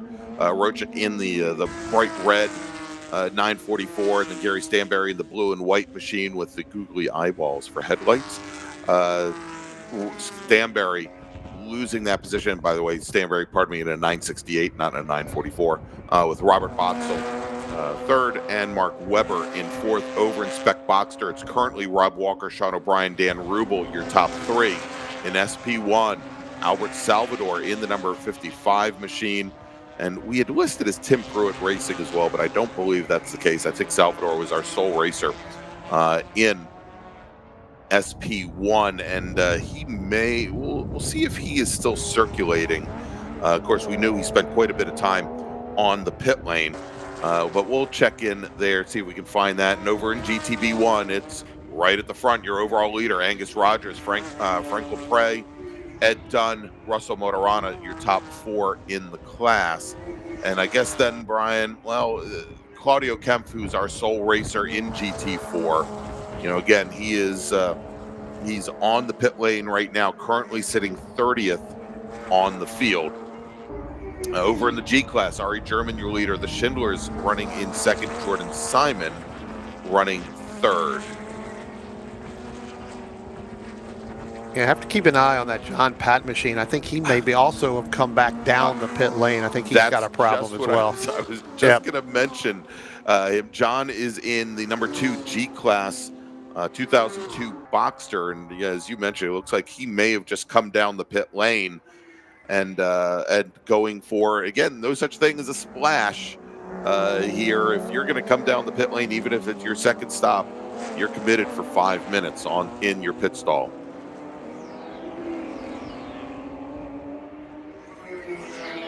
I have to keep an eye on whether or not he goes out. I'm also showing the Nissenbaum and Svensson machine only doing 26 laps. So again, they may be back down on pit road as well when our leaders in the G have completed 30. So they may be having issues as well. And I am seeing that 06 machine, Greg, now listed as red on my screen. So I think they are definitely out of this race, unfortunately. Well, we've got now less than 10 minutes remaining, and so for any racers that had to come down the pit lane, well, that time is now done. And you're out there for the duration now. And I do believe everybody did make that in there. Like I said, you know, you said Claudio Kemp's down on pit road, and it could be that, you know, again, being the only GT4 car in completing 24 laps, again, Patrick Prenay not making the call to the green today for this Enduro. So he may have called it a little bit earlier sitting down there. So the interesting thing, Brian, in order to be classified as a finisher, you actually have to be on track when the checkered flag comes out. Okay. And so it's actually because of the way the racetrack is here, and the pit lane exit, of course, puts you out at turn 1. You know, you need to be out on track before that checkered flag comes out, as opposed to there are some other race courses that we go to. Summit Point Raceway is an example where the exit to the pit lane is before the start finish line. So you could actually come off pit road. Leave the pits as the checkered flag comes out and still be classified a finisher. We have to keep an eye on that, because I mean, he could come out with just another minute or 2 minutes left, maybe, you know, again, having an issue with the car, bring it in and then be able to pull it down around pit road and then drive it all the way back around, essentially, you know, a full lap in order to take that checkered flag. All right, Brian, we'll definitely want to watch the next time around the order inspect Boxster, because Lawson Wilder just had, well, actually, I don't think it's going to be a problem, because the next spec Boxster racer is, I think, a lap down. That's Stephen Ryan, but Lawson Wilder had a wild ride through turn 1. Sounds like he spun 3 times before getting that car back underway. That's the number 16 machine. And Wilder running 4th in spec Boxster, but again, Stephen Ryan, I think, a full lap down from the 16 car. Greg, I think telling me that he did the triple Lindy at turn 1. That's the only thing he missed was jumping off the high dive. That part wasn't there, but yeah. Oh, and look at this. That's Brian. The J6 machine, I believe, and it looks like he's trying to do a complete reset. It looks like he may have gotten it done through there, or he was flashing his lights at us to say, "Hey, look at me." Because he kept flashing the lights. So I think they did a complete reset of that car and was able to get that thing back going again through there. Still somebody there with a standing yellow, but now it looks like it's removed as he's gotten back on there. So complete reset of that machine, and away he went. So were you? I just want to be clear. Were you comparing Lawson Wilder to Rodney Dangerfield? Oh, not at all. It's just a pirouette. That's right. Okay. Because I mean, maybe he doesn't get any respect. Maybe, I don't know. You'll have to ask him about that. That's right. All right. Well, it looks like the Jessic car, Brian, that the reset there down at the chicane at Le Mans was successful, and he is back underway. Although he's got a problem with a left rear tire, Brian. Left rear tire appears to have gone down. We also have a local caution over at turn 3. And so there you go, the Jessic car pulling off at turn 1, again with a tire down. And we've got a car just off driver's right coming out of turn 3. I don't know if we can pick that up with I don't think we'll be able to see that with the next camera now. And it sounds like the car that's there is probably not going anywhere either. Well, looks like Jessic's trying to. You can see if you look at the Jessic machine, as you said, on that left rear tire, when he was moving a little bit, it was rolling. I wonder if the tire has definitely come off the rim. I believe they're going to go out and pick him up. And it looks like there goes another emergency vehicle out there to do it. So we'll have to keep an eye on that and try to pull both of these. Now Jessic goes into the grass, into the dirt, and the emergency vehicle's trying to chase him down and say, "Hey, please stop." Stop. All right. Well, Brian, as we watch this pit of high comedy, let's make another call to the grid for our pink endurance racers. Attention in the grid, attention in the grid. This is the second and final call for the Pink Run Group to come to the grid for your Enduro Championship points race. Pink Run Group to the grid, please. All right, and we are going to a full course caution, Brian, with a little bit over 4 minutes remaining here on course, and I believe this may have to do with that car over by turn 3, as our leaders now coming through, or one of our leaders appears to be coming out of sixth there.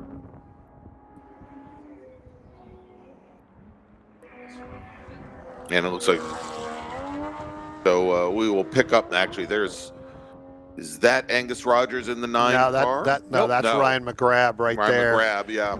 And Ed Dunn just went by. His is in front of that. So Angus Rogers is probably on the backside of this course here somewhere, or 12 seconds ahead of Ed Dunn. So probably coming through turn 5 now would be our leader in that 9 machine. But again, Greg, with 3 minutes left to go, that's going to be hard to gather this field up, get that car back out, unless they just don't do it and just throw the green back out. And Brian, we've just gotten word from race control that when Angus Rogers comes down the front straight, he's going to see the 1 to go. We are going to stay full course caution. So this race will stay, this race will end under caution, and that will essentially, unless he has a fuel issue or another issue. And yeah, our leader now coming out of turn 14 and heading over now to the Le Mans chicane at 15. There he is. There is Angus Rogers. Now coming. That's not Oh no, that's not that's Angus. the 40. Yeah, that's the 441 car. That's Sean O'Brien. He's somewhere out there, I can guarantee it. Yeah, I know he's coming. There's Rob Walker. He's out on the concrete. Yeah. Hopefully we didn't lose our leader. But again, what will happen is when our leader comes by, they're going to get the 1 to go. We're going to finish this race under caution. Is that our leader? Angus is identifiable because he's got the red headlight. Well, cover. and actually, there we That's go. orange. That's Ed Dunn right there. So he is in front of Ed Dunn. All right. So he's out there, trust me. Just keep an eye on the starter. You know, if we hadn't started bringing up triple indies and back to school and Rodney Dangerfield, I'd be in better shape. All right, there we go. All right. There we go. Coming onto the front straight now. Finally found our leaders. There they are. Angus Rogers with Franklin Prey very close behind onto the front straight. They're getting the signal for 1 lap to go here. So 3.64 miles under caution. Yeah, there we go. There's the number 9 machine, the second car in line, Franklin Prey in the 777. The third car in line, the safety car, is going to pick up our leaders. Don't tell the car at the lead of the pack. There you go. And you can see some of the emergency services teams responding to the disabled car that we've got. And so let's start running down the order here, Brian, although I hesitate to do that the way the last lap or 2 have gone. But if you're having some challenges with fuel, ending this race with the last 2 laps under caution, it was absolutely the best thing that could happen to you. So let's go and we'll break down things here. I'm going to give you the top 10 and then we'll break things down by class. Angus Rogers is going to be your winner, assuming he finishes. Trent Hidman second, Ed Dunn third, Russell Maturana fourth, Luis Acevedo fifth, Tony Clinton sixth. All of those racers in the GTB1 class. David Hodges in his Spec 997, he's going to take the win in that class. Ryan McGrath in the 77 car should win H. Ari German should win the G class, finishing 9th overall, and then Andrew Burke will round out the top 10 in his GTB1 Cayman. So if we go now and take a look and break things down by class, and we'll start off with GTB1. Now, I've given you the majority of the field here, GTB1, Rogers, Hinman and Prey, Ed Dunn, Russell Maturana, Luis Acevedo, Tony Clinton, and then Andrew Burke.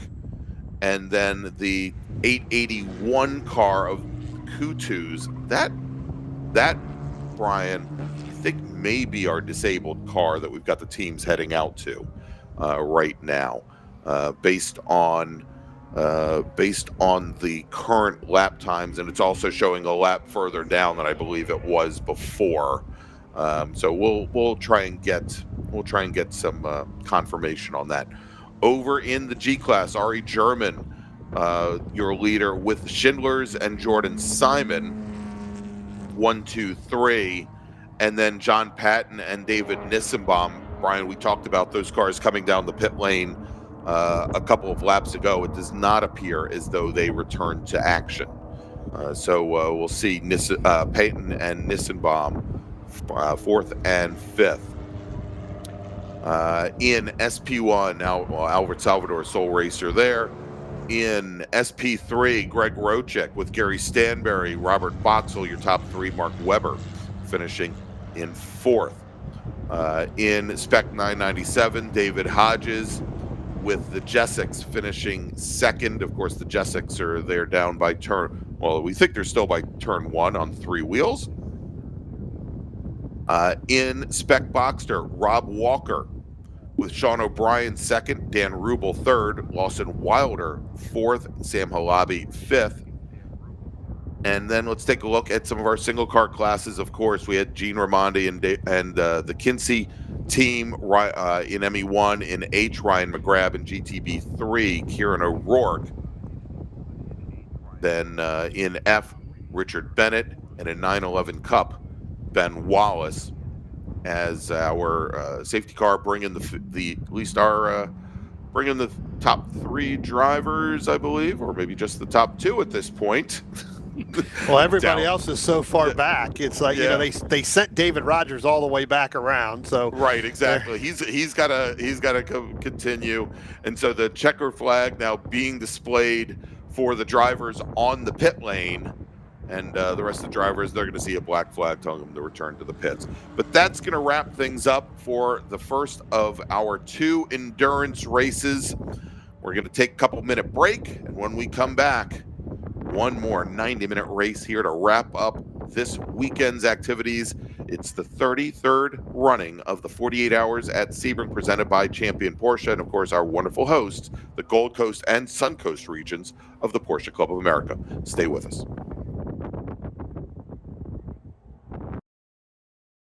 Join hundreds of PCA members on the 4th annual Treffin at Sea and the 5th event cruise with Princess Cruises, Saturday, September 19th through Friday, September 25th. The cruise sails from Vancouver, Canada down to Los Angeles with stops in San Francisco and Santa Barbara. There will be special entertainment, Porsche celebrity appearances, seminars, competitions, dinners, and the highly anticipated Porsche Diecast Concourse at Sea. To learn more and register, visit PCA.org and click on the Events tab. Speedcom Communications is the world leader in racing radio electronics. Created by racers for racers, only Speedcom has first-hand experience in understanding the needs of competitors behind the wheel or in the pits. We offer motorsports radio and communication systems, as well as a related line of high-performance products and accessories in all facets of the motorsports industry. Our Daytona Beach headquarters in the World Center of Racing pairs with our Barcelona hub to distribute Speedcom solutions to series and competitors around the world. Visit us at speedcomracing.com today. Porsche Club of America welcomes all Porsche Club's owners and enthusiasts to join us at the 10th Annual Works Reunion Amelia Island, March 6th. That's the Friday preceding the Amelia Island Concours d'Elegance. We invite you to come to the Amelia River Club to see a breathtaking array of Porsches, from rare to current models and everything in between. This year, we'll be celebrating the 50th anniversary of the 924, as well as the introduction of transaxle Porsches. PCA created Works Reunion as an event to celebrate both the Porsche mark and the camaraderie of being an enthusiast. enthusiast. This is not a contest of who has removed the most dust from the deepest crevices in their Porsche, but rather a judged show that rewards a Porsche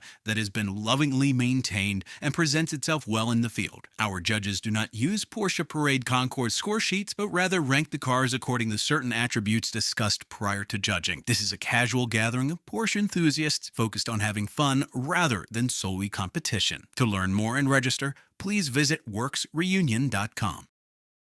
Suncoast Porsche is the Greater Tampa Bay area's home of legalized adrenaline. Our Sarasota dealership is not just a place to find your next Porsche. With our commitment to exceptional customer service and car shopping made easy, our Suncoast Porsche Parts and Accessories brand offers a selection of the latest and greatest parts available for your modern or classic Porsche. Whether you're looking to personalize, upgrade, or repair your car, we offer both original Porsche parts and aftermarket options at great pricing. Visit us today at suncoastporsche.com to learn more.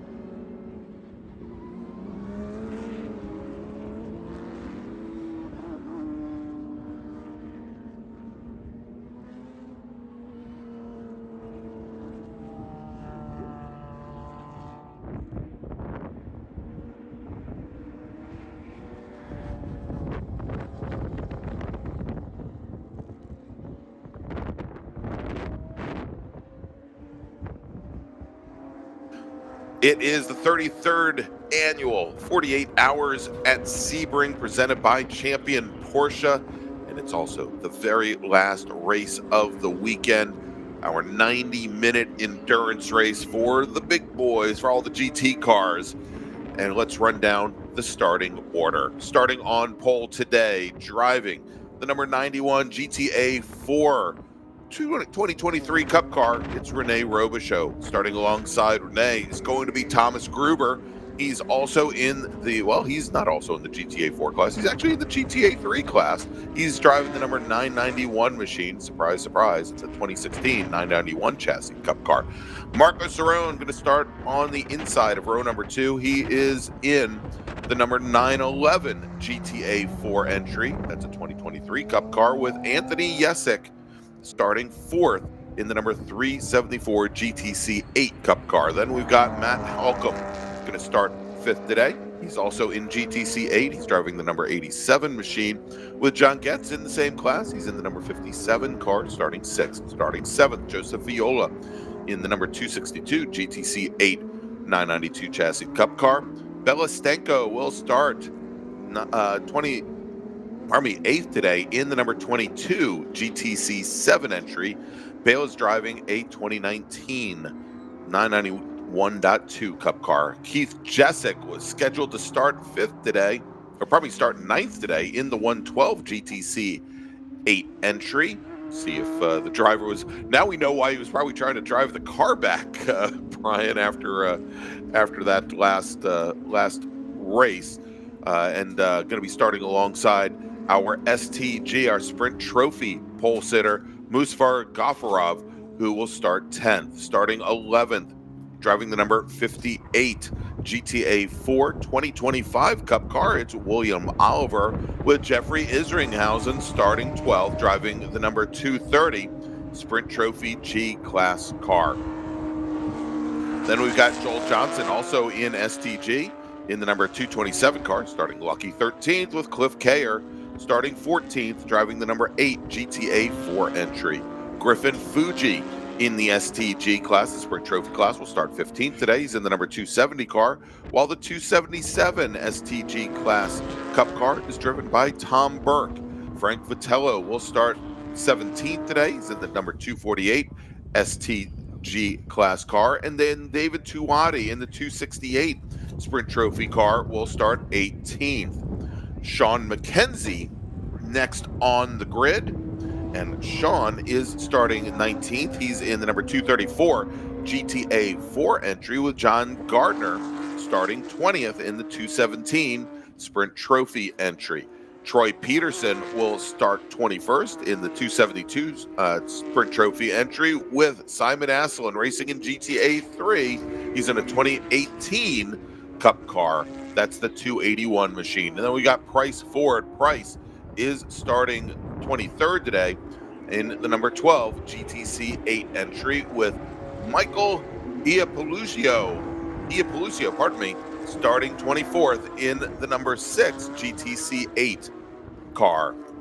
Now let's move over to this big GTD 3 entry with a few others in as well. Starting 25th today, driving the number 7 GTD 3 Cayman GT4 RS. It's Griff Asplund with Chris Dooley in the number 751 machine, starting right next to him in 26th. Rami Farid in the number 53 GT4 RS Club Sport will start 27th with Steve Lessman starting 28th in the 108 machine. Then we've got Mark Cook starting 29th in the 581 car with Wade DeCote racing in GTA 4 starting 30th. He is in a 992 Cup car. Kevin Sear will start 31st in the 194 machine, and we're going back to our GTD3 entries, and so he starts 31st alongside David Peterman, who will start 32nd in the number 52 GT4 RS Club Sport. Brent Asplund will start 33rd in the number 86 Cayman with Scott Nays starting 34th, in the number 10. Then we got Nicole Robichaux, starting 35th in the number 90 GTD3 entry, and Brad Weber starting 36th in the 747. Then we've got Kurt Krupp starting 37th in the 841 car. Peter Habestad is the first of our Sprint Trophy Cayman entries. He's starting 38th.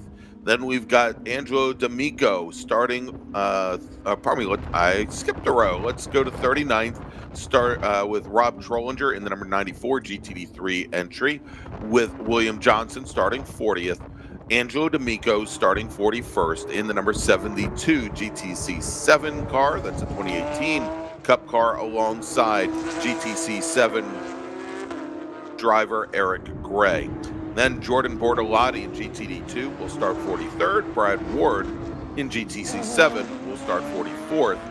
And then we're going to round out the field with 5 more entries. David Wells starting 45th in the number 60 GTD2 car alongside LP Dumoulin in the same class. The number 8 machine starts 46th. Jim Hammond starting 47th in the 274 GTD2 car, with Gianluca Petiti starting 48th in the 488 car. And then we've got on the final row Lou Yorio and Scott Rowbottom, both in GTC7. I'll check back in at about 45 minutes in, gentlemen. I was going to say, we're getting ready to come for the green. Oh, a little bit of contact right there coming out, getting ready to go, take the green, Greg. Oh my, and green flag is in the air, and we'll see if anybody pulls alongside there as we get the start, and maybe a little bit more contact just past the start-finish line as our leaders now come down into turn 1. Rene Robichaux, Thomas Gruber, Marco Cerrone, and it looks like we may have had Thomas Gruber jump to the lead ahead of Rene Robichaux, came from the outside lane, cut across our pole sitter. And then we'll see, I believe Marco Cerrone sliding into third as all of our racers, all 50 of them, come down into the carousel. And going around, that is the Robichaux car, Brian, I believe, yes. Number 91. Yeah, that is Robichaux going around there in that turn. I tell you what, it looks like everybody's going to get clear. One of the things I noticed, Greg, right when we were talking about getting ready to take the green flag, is that Thomas Gruber tried to take a wide exit out of turn 17 to come down the front stretch, and that made Rene Robichaux have to go really far driver's left. Gruber got to the lead, but then I'm not sure if it's Yuri or Siegel, whoever's in that 267, jumped into that second place there a little bit further back, and now it looks like you're going to have Joel Johnston that's going to be in third right there. So a lot of shakeup going on within the first couple corners here. Yeah, I was going to say just a few in, and already now with Gruber and again the 267 entry of Siegel and Yuri, who don't believe we're on my starting grid. So they're currently running in second with Cerrone and Jessic and Viola there, but things are already starting to stretch out. We just saw there Joel Johnson. Looks like actually Johnson now moving up into third position in the 227, as he was originally scheduled to start all the way back in 13th position. I don't know if that's where he actually did start, Brian. Yeah, a little difficult to tell there, you know. And again, Rene Robichaux having that problem down there into turn number 3 is really not that big of a deal right now. There is plenty of time to get him back up. Now what that does is that changes the whole strategy of the entire 90-minute Enduro, right? Now you have to change. When do you come in and pit? When do you not come in and pit? They may have been trying to get to halfway. They may have to come in a little bit earlier. Or come in later, right? So it depends on what your competition is doing in that class.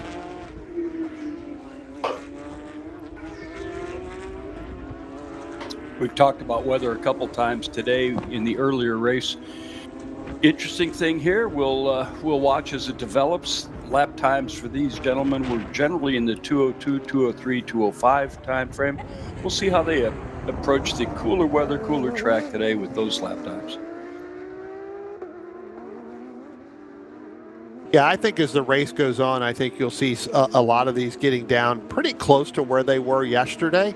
Right. In some of these, they may be, a tenth off here or a tenth off there, to get, within a couple of tenths. But I think as this race progresses, these cars tend to get a lot faster. And I think that some of these drivers will, pace themselves as much as they can in the early part of the race, just so that they don't have the tire fall off. Again, we talked about this earlier in our last group. Didn't really see any tire changes going on. This group here, you may, and again, with the limited number of people allowed over the wall with the driver, you may see, two tire stop. You may see a right side tire stop only. You may see left sides. So again, depending on, but within that 5 minutes, these crews, I'm sure they have practiced this. They've, gone over this many, many times where it only takes two people to change a couple tires within that 5 minutes and then get the fuel. But the driver comes into play where they have to help out with some of the strategy when it comes to the fuel and the tires.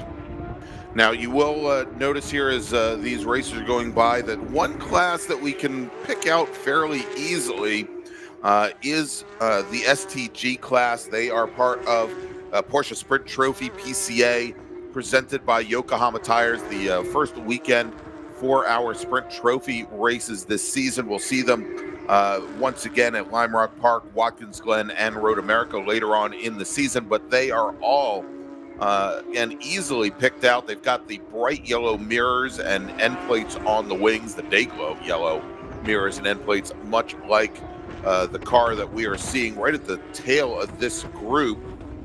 And I believe that is Frank Vitello in the 248 machine, currently running fourth in STG. Looks like we have two STC group cars in there as well, with Peter Habestad and Doug Lawson, although I don't believe Doug Lawson took the green, but we also have Peter Habestad in that STC class as well. So that's right. So we'll have the one Cayman also with the yellow mirrors there as well. And I think you're right. I think Habestad is the only one, the only car that is running an SBC here that Lawson didn't take the green. And Brian, I ran down. I'm still trying to catch my breath after going through 50 cars, and about half of that field is on the track right now. I think we had 26 racers take the green flag. I was looking up, and by the time I caught my breath, I was looking at turn 3, expecting another 25 or so cars to flow through there. Go wait, they all got through there already. What is this? Yeah, pretty good battle right here, and that is that's the Dwayne Moses. I think that is Keith Jessic there, the first car there in line, that green and white, and then Dwayne Moses in that GT7 machine with Frank Vitello in that STG class. STG, try to say that past 5 times. And I believe Keith Jessic is sharing that ride, and I think this may be Eric Foss. And if it is Eric Foss Formula, IMSA Michelin Pilot Driver Series that used to race with Morello Racing. So also a driver coach as well. So could be there this weekend helping Keith in that team with the entire Jessic family doing some driver coaching. But if it is, I believe it is Eric Foss that will either is getting behind the wheel of that car later on or is in that car right now. Right it's now. Hard to tell. Yeah, and they are currently running 8th, 9th, and 10th overall, a little bit further up the road. There, Marco Cerrone in the number 911, the silver GTA 4 entry, or more dark gray than silver.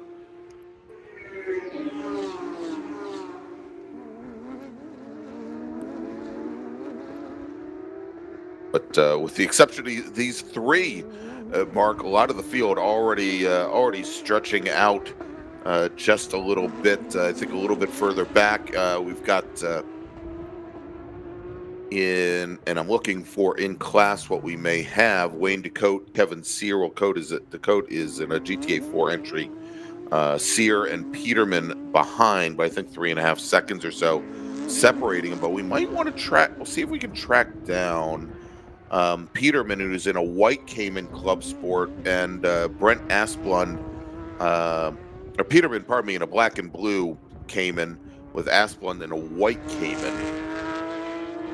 They're running 16th and 17th right now, and in GTD3, it's I believe, the battle for third for the last podium position. Although it's, I think, with a 90-minute race and only 10 minutes of it gone, I think talking about podium positions is maybe a little bit premature. Well, it could be, Greg, that we might be off a little bit on the color from the scoring sheet here, because I do know that Brent is primarily orange in color. There he is. When it's warmer out, so am I, by the way. I just figured I'd throw that in. It is. Today I'm blue. As clear blue as it is, it'd be great to get a little suntan, but I don't know if you want to be out in 38-degree weather. No.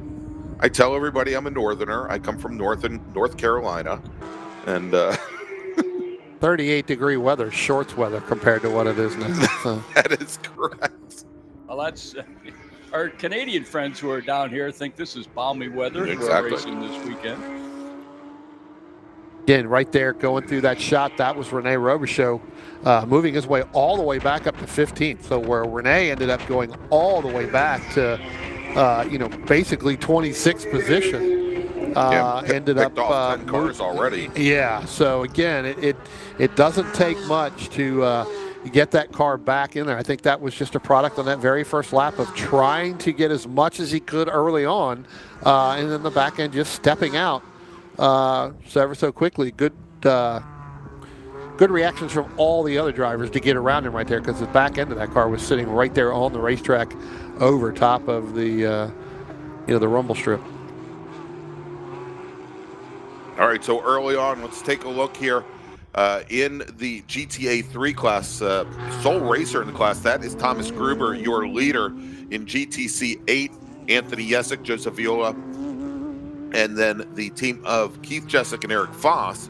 Over in Sprint Trophy for our Cup cars, the team of Siegel and Yuri, your leaders, with Joel Johnson showing now almost 10 seconds in arrears in that multicolored 227 machine. Russell Faring and Frank Vitello, your top four. In GTC 7, Dwayne Moses is your leader with Angelo D'Amico second. Bela Stenko, Brian, does not appear to have taken the green flag. Neither does it look like Lou Yorio is not taking the green flag either. Yeah. So I believe there's a couple of Brad Ward not taking it, Scott Rowbotham, Eric Gray not taking it either. So only two cars in that GTC 7 class. Yeah. Griff Asplund is your leader today in GTD 3 with Kevin Sear, David Peterman, your top three. And I want to see if we can pick up this this battle for third. Now, again, it's early on, but it looks like not only is Brent Asplund hanging in there, but the black and teal number 90 of Nicole Robichaud has made up some time here the last couple laps, and I think they just passed turn one. Yeah, I think they're coming at us, Brian, right now in this group right here. Yeah, they're actually, that's the three of them right now: Peterman, Asplund, and Robichaud in GTD 3. Over in GTD 2, Jordan Bortolotti currently has almost 20 seconds on David Wells. Bortolotti just crossed the start-finish line as well. And in GTA 4, Marco Cerrone now with, and not a big surprise, almost 35 seconds on Rene Robichaud as he continues his recovery drive. Wayne DeCote sitting in third.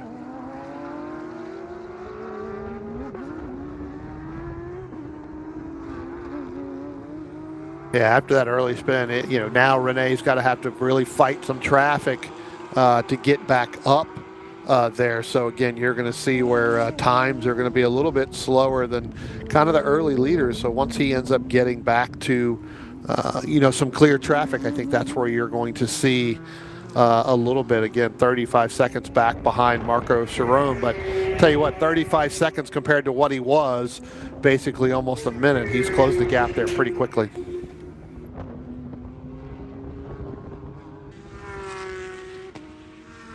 As these racers are just trying to settle in now, continue to build up some heat in the equipment, build up some heat in their hands and their feet.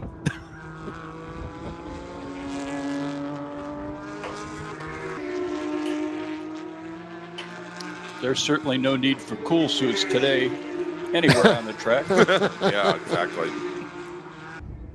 Well, even though it's almost, almost 40 degrees there, again, it still gets hot in some of these machines. You're right. I don't think they're going to need a cool suit, but it does get quite warm in these. Again, windows are all rolled up. They don't have any windows that are down. Everything's there, and they have their visors up, getting a little bit of that air in there.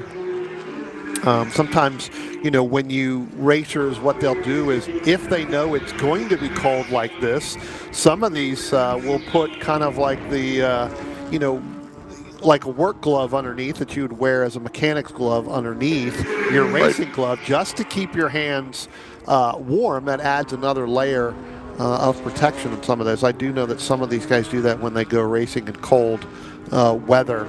Races, not only on asphalt, but in other forms of racing as well. So they use those kind of like the, like a dish glove or something. I don't even know what you call them. I don't use them, right? I just put my racing gloves on. That's why my hands are frozen all the time after I come off the track. I know about it, but never do it, right? It's like, oh, I'm going to do it this time, and then you never do it, and then your hands get cold. So, well, I would imagine they'd have to be awfully thin gloves to fit under a racing glove. Well, they're kind of like a glove that you would wear, like if you're going to wash dishes, or like if you're going to, you're working in an OEM dealership and you don't want to get your hands dirty, right? Those plastic kind of, latex gloves. Right. You put those on, and then you put your racing gloves on, and what that does is it keeps the moisture in your hands and in that latex glove, so that your hands, when they sweat in your glove, they're not going to get cold, right? So anytime that you're racing and your hands are sweating in a cold weather day, that's how they get gloves. So that keeps the moisture from your sweat in that latex glove, not into your racing glove, and it does keep your hands warm. Like I said, I have done it, but I don't do it all the time because I forget. I forget to take them out of the trailer.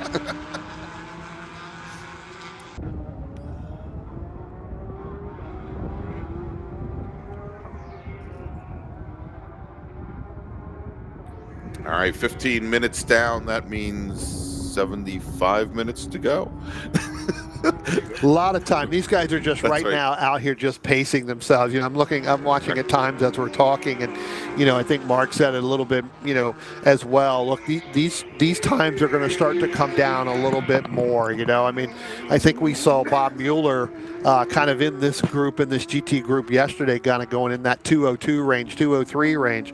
Well, you've got Gruber and Siegel and Yuri. I'm not sure who's in that car right now. They're at the 204 mark, and I think right now they're just pacing themselves. Again, this is the group that we may see tire changes, so it is a full-on sprint for basically 45 minutes. Come in, get some tires, get refueled up, and then go back out and do another 45 minutes, depending on what they do. Some of these drivers will take that additional time before they come down into their pits. Their strategy is to go longer. Again, we talked about Rene Robichaud. Exactly. Does he go longer? Does he come in sooner in order to try to make up that gap? In that race. And I think the math, Brian, probably a little bit different now, given that we only had 25 drivers go out versus the 50 cars that we had expected to take to the grid, because the other part of that equation is when you're going to pit. And as you said, most of these teams that are here for this endurance race, that they are doing strategy on if not on the pit wall, behind the pit wall, in the garages, in the in the relative warmth somewhere here in Sebring, but part of that equation is where would your driver come out onto track at the end of that pit stop, and are they going to come out into a lot of traffic that they have to work their way through? Or can you get them back out on track where they've got some open air and some free track?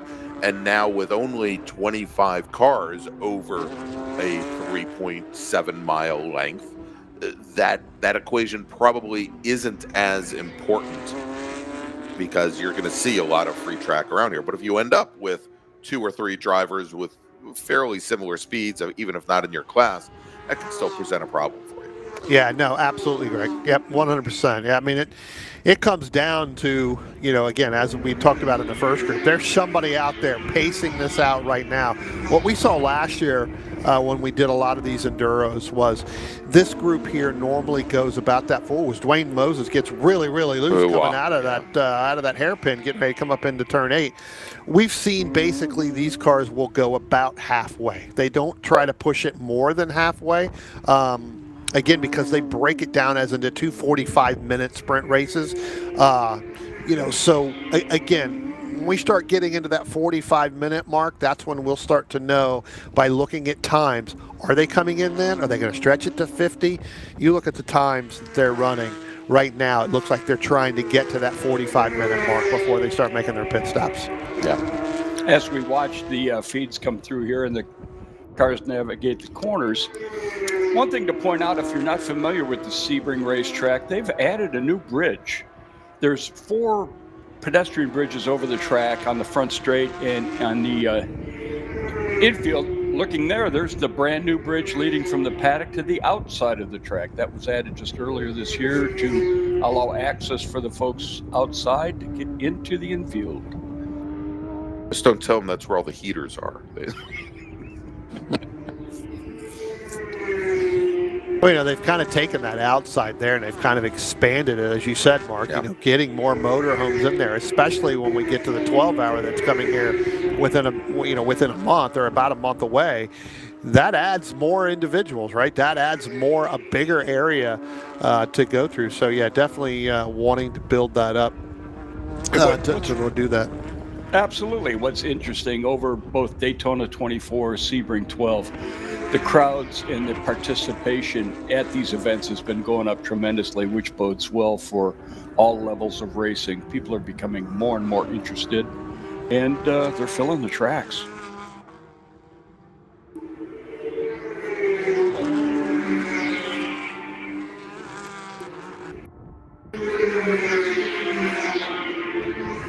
All right, so let's take a look at some of the more competitive classes that we have here today.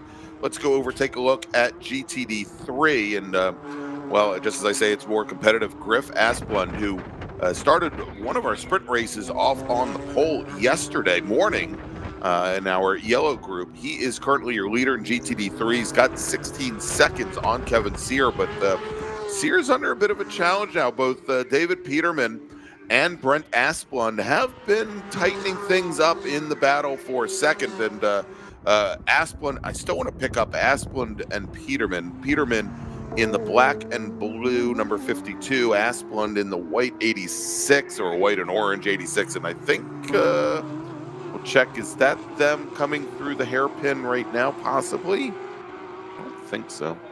Yeah. So that was them. And that battle for at least for third, still less than a second separating them. Nicole Robichaux has dropped off a tiny little bit, and I think she's right at the back of this pack in the black and teal car with Scott Nays right in there as well. So the kind of majority of the GTD3 field right in this view here. Asplund and Sear, though, a little bit further ahead. Yeah, there they go right there. There's Kevin Sear right there. And now here comes that David Peterman. And then Brent, and then along with Nicole going through right there. Yeah, took a quick look to the inside on David Peterman going into turn 14. Greg, I was looking here at the timing and scoring. Everybody in that GTD3 group went their fastest lap on lap 9, especially for the leader with Griff, and then all the way back down. The only one that didn't have their fastest lap on lap 9 was Brad Weber in the 747. Everybody else went their fastest lap. So again, that goes to show you that these cars are evenly matched as well. Plus, you look at it as the draft does play in some of these, areas, these long, down the front stretch, down the Ullman backstretch. The draft does play with these GTD3 cars. Yeah, and again, Brian, I think a lot of this is Well, they're sitting so close to one another. The draft is kind of at play for a lot of them right there. But as they're getting more comfortable with the track conditions and as the temperatures start to rise, we're now up to 40 degrees. Things are starting to come in for them. Also, as those fuel loads are going down, especially if they're only fueling the car to handle 45 to 50 minutes, with giving yourself a little bit of buffer, the car could be getting, it's probably at least 20, 30 pounds lighter now than it was at the start of the race, which will help those times considerably as well. Yeah, absolutely. Almost 40, a little bit over 40 degrees. That's shorts and tank top weather now. Yeah, absolutely. I'm all ready to hit the beach when we're finished up here. Little toes in the sand. That's right. Gentlemen, I've got a little backdoor message from our good friend Rich Tillotson, who's a longtime PCA member and club racer here at the track, with a note about Thomas Gruber's history. Sure. Rich had his Becker Super Cup transit to the Run Sport Union 6 by Dave Hinton, who also transported Thomas's 914-6. And he says that Gruber won his Run Sport Union race beating a bunch of other pros, and he also ran and competed in the 24 Hours at Le Mans in 2009 in an Aston Martin, and wrote the book on Carrera RS Porsches. Rich calls him a very interesting guy. Just adding a little local color. All right, let's take a look here at the STG class, and this surprises me considerably, Brian. STG all weekend long in the sprint racing, both at night and also both of the sprint races that we had yesterday, was so close that we typically were seeing 3 and 4 drivers all within about a second of one another on track. Here in the endurance race, a little bit different, as that Siegel Uri entry, the number 267 green machine, now with almost 20 seconds on Joel Johnson. The 267 just now crossing the start-finish line to start lap number 13. And the 227 of Johnson yet to complete that lap. Russell Faring another 20 seconds back from there when they completed the last lap, and Frank Fratello a couple seconds back as well. There you go. Joel Johnson just crossing the stripe, second in STG, almost 20 seconds in arrears. So again, big surprise, but I think that this STG sprint trophy category, really, they're hanging their hats on the sprint races themselves. And as we had that great interview yesterday with Aaron Ambrosino, the president of Porsche Club of America, and also with the president of the Porsche Motorsport North America yesterday. I mean, that is and that's Volker Holzmeier, by the way. This is such a big, momentous thing, and they're hoping to see a lot of crossover. One, to be able to move sprint trophy racers through and up the ladder in Porsche Motorsport up into the pro ranks, and also see some of the pro racers come down and race with PCA.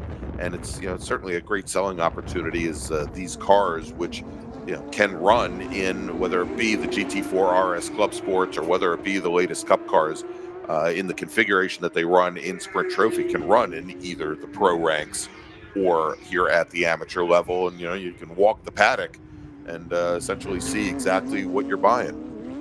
Yeah, no, absolutely. Good run there by Rene Robichaux and Russell Farhang. Going too wide.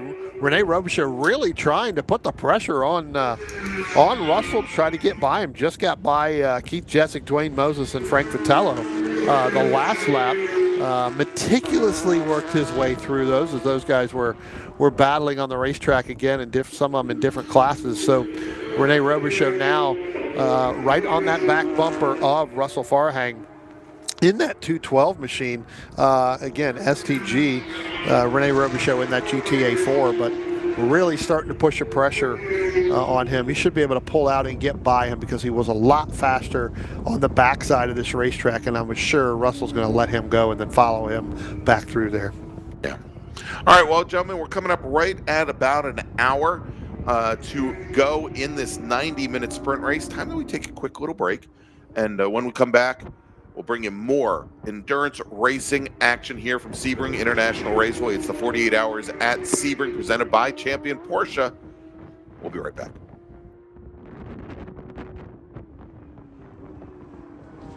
Flat Six Motorsports was built for Porsche enthusiasts by Porsche enthusiasts. Our Sanford-based and online shops are here to help Porsche owners find and access aftermarket parts effectively by offering a customer-focused experience. We take a data-driven approach to performance and strive to offer a wide range of solutions, all with high-quality parts, in-depth product experience, and decades of experience. Flat Six Motorsports is not just a shop. We offer a full suite of in-house testing, engineering, and R&D tools to further improve our client solutions. To shop or learn more about our passion for performance, visit us online at Flat Six Motorsports, that's the number 6.com. Wine Country Motorsports is proud to be one of the largest racing safety equipment retailers in the United States and a proud sponsor of the PCA 48 Hours at Sebring. Our 4 stores and mobile showroom have the largest combined inventory and lowest prices on all the best brands in the business. Wine Country Motorsports are racing enthusiasts who pride ourselves on helping our clients make the right gear choices. Visit us at winecountrymotorsports.com for all of your motorsports safety and performance needs. Get ready for the Rumble. PCA Club Racing will be at Virginia International Raceway March 20th through 22nd for 3 days of racing at the Old Oak Tree. In addition to standard club racing national points, it will also be a points race for the Club Sport Series, the Vintage Series, and the 911 Cup. There will also be a solo HPDE group for those who want to participate in either a street car or in a controlled passing environment. Visit clubregistration.net for more details and to register. Since 1894, Ameriprise Financial built our business on putting our clients first. We've been named one of Time Magazine's most iconic companies of 2026, and our Ameriprise advisors are here to help you reach your lifelong financial goals with one-to-one personal advice every step of the way. We're here to advise on investment strategies, insurance needs, retirement accounts, banking and cash solutions, and so much more. To discover how an Ameriprise financial advisor can help you, or to learn more about switching your financial services advisor to Ameriprise, visit Ameriprise.com today. Appalachian Race Tire provides trackside support for road racing events in the Southeast United States, as well as daily shipping of Hoosier and Toyo race tires. In the last decade, we've serviced over 500 motorsports events, learning what helps you go faster and win races. Whether you're meeting our trailer at the racetrack or having our tires delivered to your door, you receive our knowledge and experience with every single tire. Contact us today at racetire.com or call us at 865-681-6622.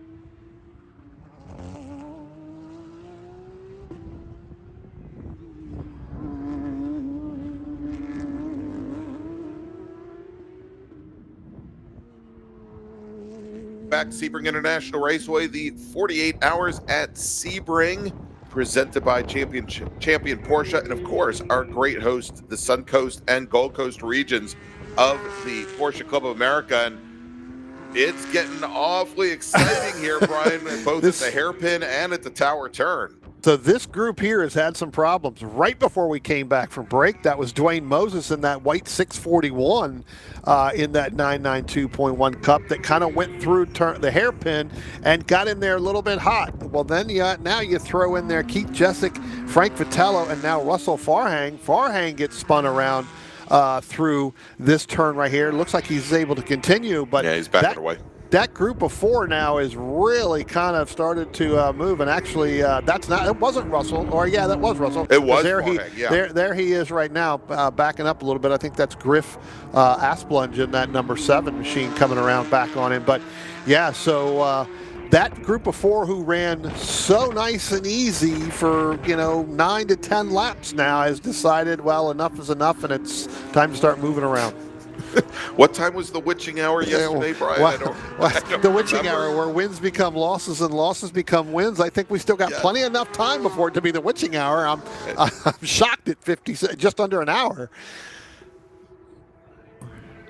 We're starting it early today. The cold will do mysterious things to the brain when you're when you're not anticipating it. That is absolutely correct. All right, we just saw, I guess, Rene Robichaux in that green and black number 91 GT3R. Just set his fastest lap of the race. He's up to 7th now overall after having dropped back to 25th on the field. And next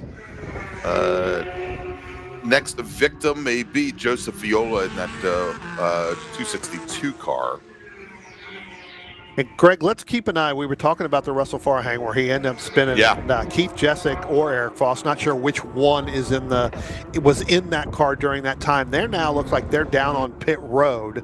Okay. So I'm wondering if there possibly was some contact there in order for that to happen, because, as I said, I'm now seeing, based off my timing and scoring, where they may have gone down on pit road.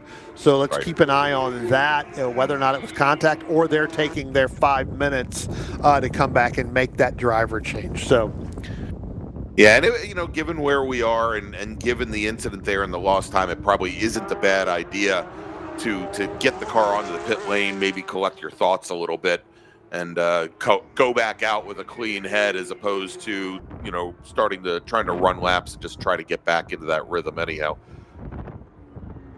yeah, I can see a few cars down there on pit lane, just off to the left, right under the first mobile one, underneath that black number 1. You can see a few cars on there, and I do believe one of them may be that Keith Jessic and Foss machine. And we just had one of our Caymans rejoin, and trying to pick out from our timing charts who that might have been.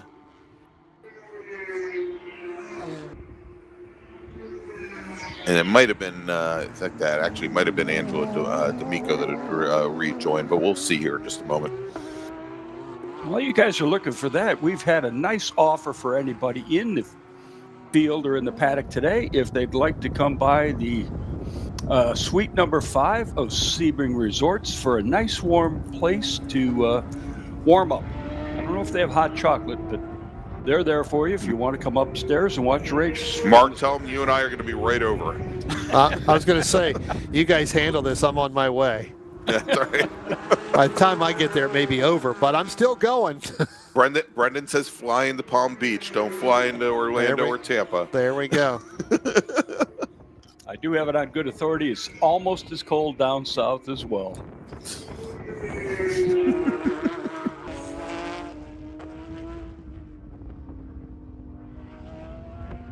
Yeah, all right, let's go ahead, Greg. No, I was going to say that group of 4. I think there's the Siegel Uri machine that just went through again, sitting in second. Yeah. It's about 12 seconds back. Again, that's your leader in STG coming through that. I think this is where we're going to get to the part of this race where some of these drivers are going to make that early pit stop, depending on whether or not how the handling is of that car.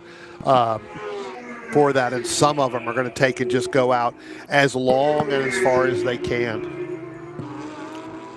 All right, we've just had a retirement, Brian, the number 81 car, and that is Wayne DeCote in his GTA 4 2023 Cup car has brought that machine back to the paddock. It appears that his day is now done.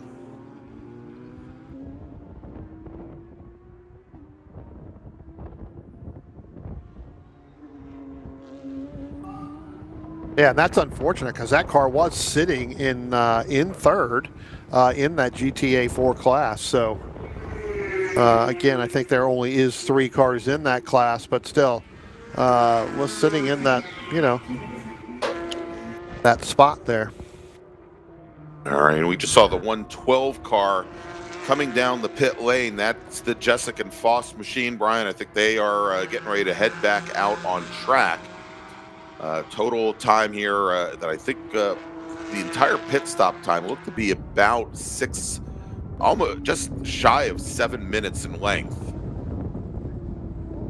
As our current leader, the team of Gruber and Clean, now come down the pit lane, or probably Siegel. Let me get it here. Siegel and Yuri in the 267 car as they head back out. I think Gruber and Clean in the GTA 3 991 entry.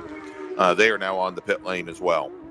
Yeah, Siegel and Yuri, they just went by the start-finish line, so they have not pitted. So I think you're right. I think it is Gruber and Clean that have definitely coming down in that black 99, that GT3 991. Looks like Kevin Sear, if I could see the top of that coming off there. Looks like Kevin Sear may be coming back out. Looks like he was on pit lane with that orange and white that I can see. Yep, that looks like him coming out. Looks like Joel Johnson may be down there on pit road as well. Yeah, you should see Sear coming right out here in any moment, right there. Yeah, and Sear was the GTB1 Pirelli Triple Trofeo Championship winner in 2024, third place in the points championship in 2025. And looking to start this weekend off strong, 17-year PCA Club Racing racer.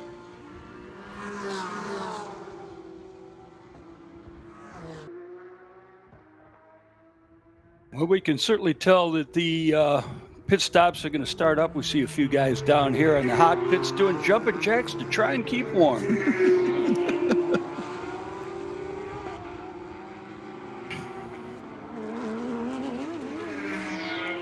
Well, you guys can't see it, but Mark and I have been running laps around the announce booth here for the last 25 minutes trying to keep warm as well. You guys are all tangled up in your headsets.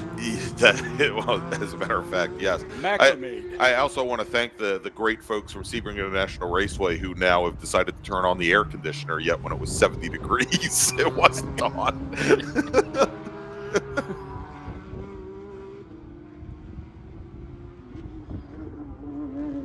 You have to teach them how to program their new thermostats. Yeah, there's the Kevin Sear machine, basically on his outlap from there. I believe that's Brad Weber. Brad Weber right behind, yeah. Yeah, Weber also in the GTD 3 class. And so that would be, I believe, well, it's not a battle it's not for positioning class because Sear is a lap down right now from the Weber, from the green and white 747 machine. Yeah, that's trying to stay out in front of him because Weber is not pitted as of yet. So that's trying to stay out in front so that when Weber does pit, that would, enable Kevin Sear to move back up in front. Back up. That would put him, I think, back in fifth at that point once that happens. And I believe that Brad Weber may be on pit road right now, because he's not coming back behind Kevin Sear. So, all right, we're getting word now over coming out of Collier, going into turn 12. A lot of dirt on track. Driver had a bit of a challenge in that quick Collier, a sweeping left-hand turn, and then it cuts right. And so going into 12, heading up to the tower turn at turn 13, lots of dust and dirt all over the track surfaces. We had a car go around, did not get the car number. Oh, now we did. It was the 72 machine that had the issues there. And that was Angelo D'Amico in the GTC 7 entry. And Angelo just came off pit road not more than a lap, maybe 2 laps ago. So, yeah, definitely getting in there and maybe getting in a little bit too hot, Greg.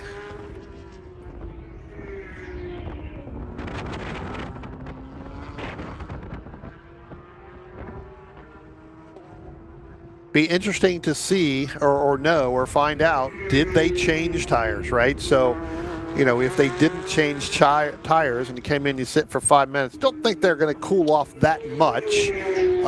But, it is possible. But if you change tires and the tires have been sitting out there on the wall or within your pit stall, well, that would be. So it'd just be interesting to see whether or not they changed tires or, unfortunately, did we just lose it coming through that turn? Well, Brian, adding insult to Angelo D'Amico's injury, He is going to be receiving a black flag telling him to come down the pit lane, and that is because Angelo's pit stop did not hit the 5-minute threshold. So he's going to come down, and just after, if having that spin over turn 12 wasn't a penalty enough, now he's going to have to serve a real one.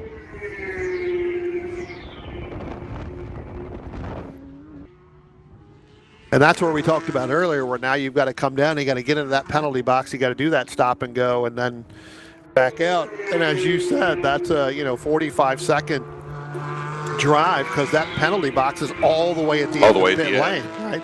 And it is a fairly lengthy pit lane here, so you end up double penalizing yourself. Yeah, and the pit lane speed limit is 35 miles an hour, so it's a slow run down that pit lane, especially after you've just been doing 100 plus at other places on this course. It feels like, and it actually is, almost an eternity. It runs the entire length of the front straight here at the start-finish line, and certainly with those 5-minute mandatories, it makes a lot more sense to be a second or two longer than a tenth of a second. Exactly. I was in that position, ran an endurance race, and I was half a second shy of hitting the minimum time limit for my pit stop, and I ended up losing a race win because of it, as we have a driver around here over at the carousel, over at turn 5, going into 6. That's Russell Farhang again. So Russell having more issues with that car. Like trying to complete the reset there. Still has some time to get out with nobody there, and there he goes. So, all right. So the 212 car having some problems here mid-race, as we are now, Brian, right at that halfway mark, and so we will likely start seeing many more drivers, especially those that are working in teams with other drivers, probably start to make their way to the pit lane if they haven't already. And I wouldn't be surprised if Russell hasn't pitted yet, which it doesn't look like he has. He may be the next car that's definitely going to come down, because after those 2 spins there, he may end up having some flat spot as our single and Euro machine starting to come in. So flat spotted tires. Yeah, well, maybe he's got flat spots in 2 different spots. So yeah, he's, and that will play. Listen, the vibration on that car, you may think something's really wrong with it. It's really not. It's just the tires. But look for him to let Siegel, Yuri, I'm not sure who's going to look for him to let them go so that he can get down on pit lane. I was going to say, Brian, and I know I'm going to probably get torched for this in the chat, but how hard is it to tell the difference between flat spotted tires and just the normal undulations here at Sebring? Well, yeah. With the concrete. Well, I think in the normal undulations and the flat spots and the concrete and the asphalt, I think it's there and then it goes away. It's there and then it goes away. Yeah. When you have a flat spot on the tires, and again, he has spun twice, so I'm sure there's got to be some flat spots. So don't be surprised if he doesn't pit right here, but it doesn't go away, right? It continues and it only makes things like braking more difficult, and because the tires will always find those flat spots under braking. Correct. So it's a challenge, whether you have ABS or not. It's not a good feeling. Yeah, well, doesn't look like Russell's going to pit right there, so definitely going to try to ride it out. I guess stay on that strategy again. Just under 43.5 minutes left to go. Again, this is just past the halfway point, as you just mentioned out, Greg. So some of these drivers trying to stretch it into that 50-minute mark potentially. Nicole Robichaux on pit lane. You talked about the Wayne DeCote pulled his car back behind the wall. Brad Weber looks like he's now on pit road as well. A lot of cars just now starting to hit that pit lane. So basically taking that halfway, as we talked about the strategy early on.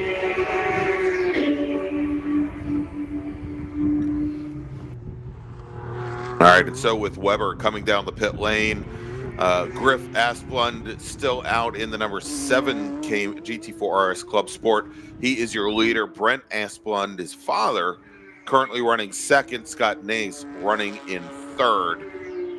And then I believe we've got the number 90 machine that I believe is likely on the pit lane, Brian. That's Nicole Robichaux.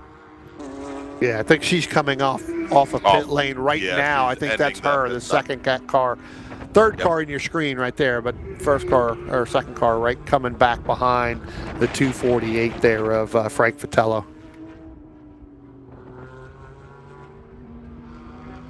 It is nice to see Brent Asplund here again today. He spent Friday in Pennsylvania at the gravesite of his brother who died from ALS. We saw a missing man formation at the start of the yellow sprint race yesterday. And but Brent flew down and he's racing today.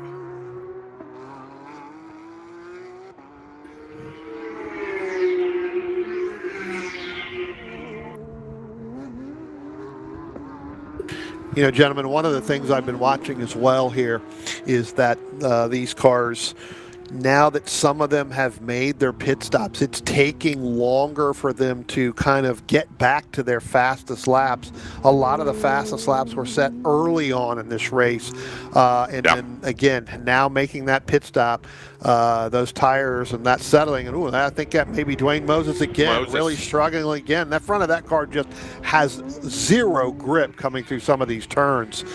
We saw it definitely going through the hairpin up into turn 8.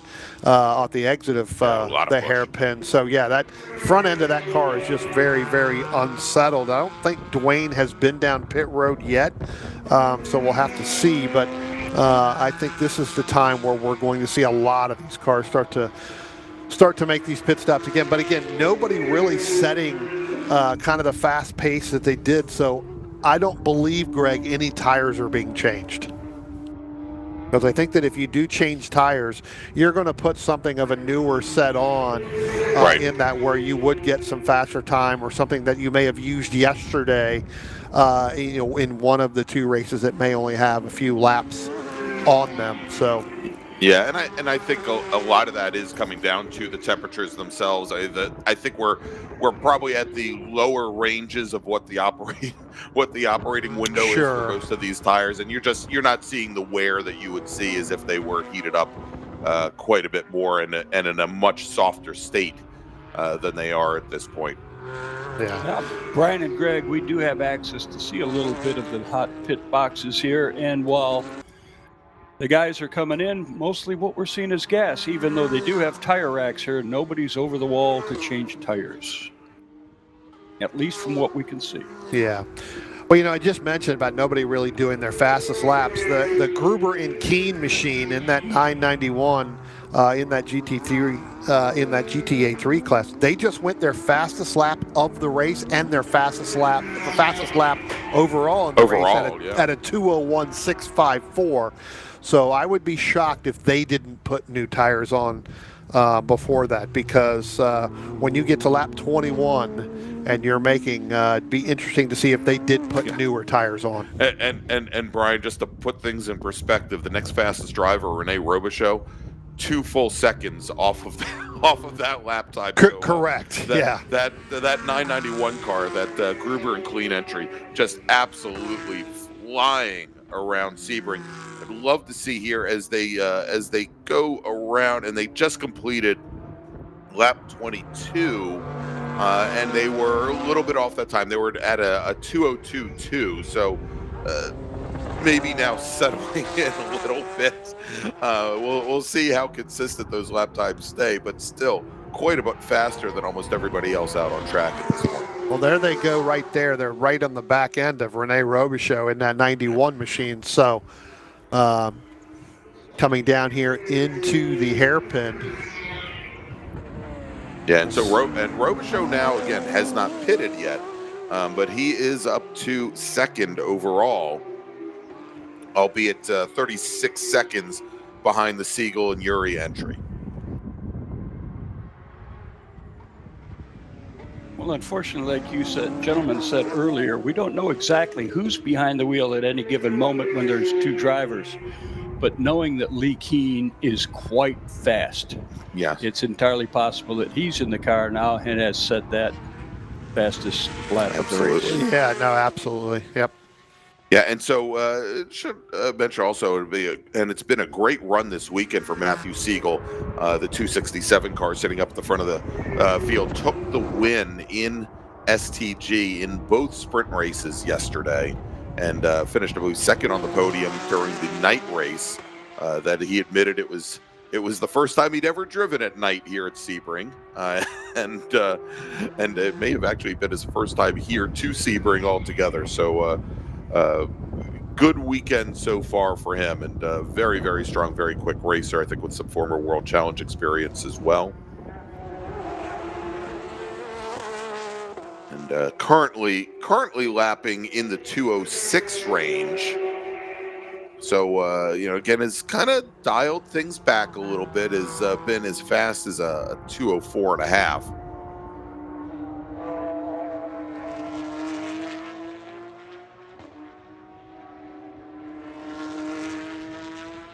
And going through, looking at some of these races within these different classes, Greg, it's just so spread out right now. Again, the races that you're seeing are the cars are, definitely not for class, and I think that we see that in this time frame of the race when we get under that 40-minute mark, where you're maybe racing against somebody in a different class. It doesn't really come down to the last 10 minutes, depending on the strategy that your team has for the pit stop. So I think when we get down to the last 15 minutes, 10 to 15 minutes, where some are coming in and some are going out, I think that's where you're going to see a lot of the races. But a lot of it is just racing against other class. Still have a lot of cars down there on pit road, as well as I think Griff Ashplunge is now coming down on pit road, or is on pit road, getting ready to come back out, I think. Yeah, I think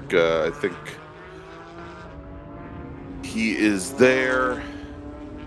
And I think I just saw him come down, go past us on the pit lane, so I think he might be looking to rejoin.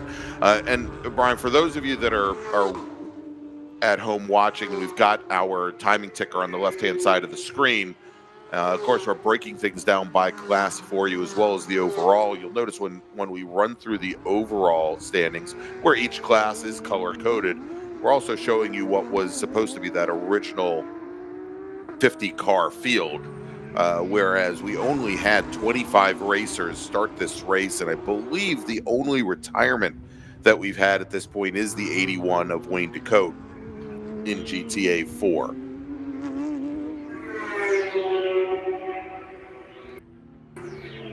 But for example, here in STC and Sprint Trophy Cayman, I think we're showing the two racers. We're showing the Lawson entry and the Habestad entry, and I believe only Habestad is out on track here this afternoon.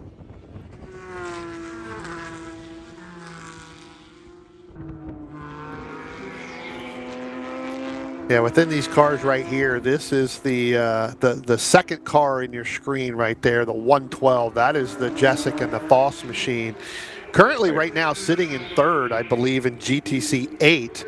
But I do believe that we have the leaders in GTC 8 maybe down there on pit road, Greg, with Anthony Jessic and Joseph Viola. So again, it'll be interesting to see now that they're all on the same lap. As they come through, that'll put Keith Jessic and Foss back up to the lead. Yeah, but we'll have to see when they come back by, because as the other two go through, I think they may be coming out now because they were 2 laps down, the 112 machine. So we'll see what that gap is going to be this time by, or within a lap or two. This is where this GTC 8 battle, that could come down to the last couple of laps.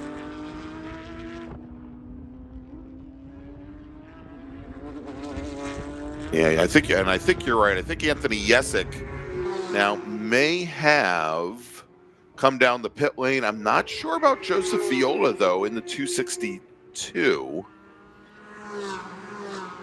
I'm showing all 3 of them now on lap 24. So when they come back out, they all should be, again, there's the Foss. Viola had just crossed the timing line from the pit lane about 25 seconds after Anthony Jessic. But I think Jessic and Foss now quite a bit further up the road.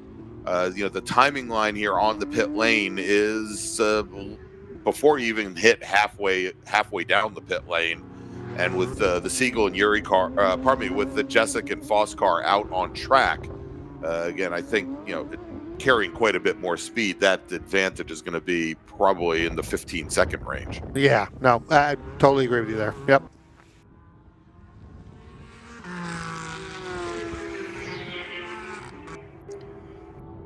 Well, like I said, like you just said, we're probably going to have to wait another lap or two to figure out where they are. As there goes Foss. I believe that is Foss on the machine right now, getting ready to go around. That looks like that is Frank Vitello in that 248. Yeah.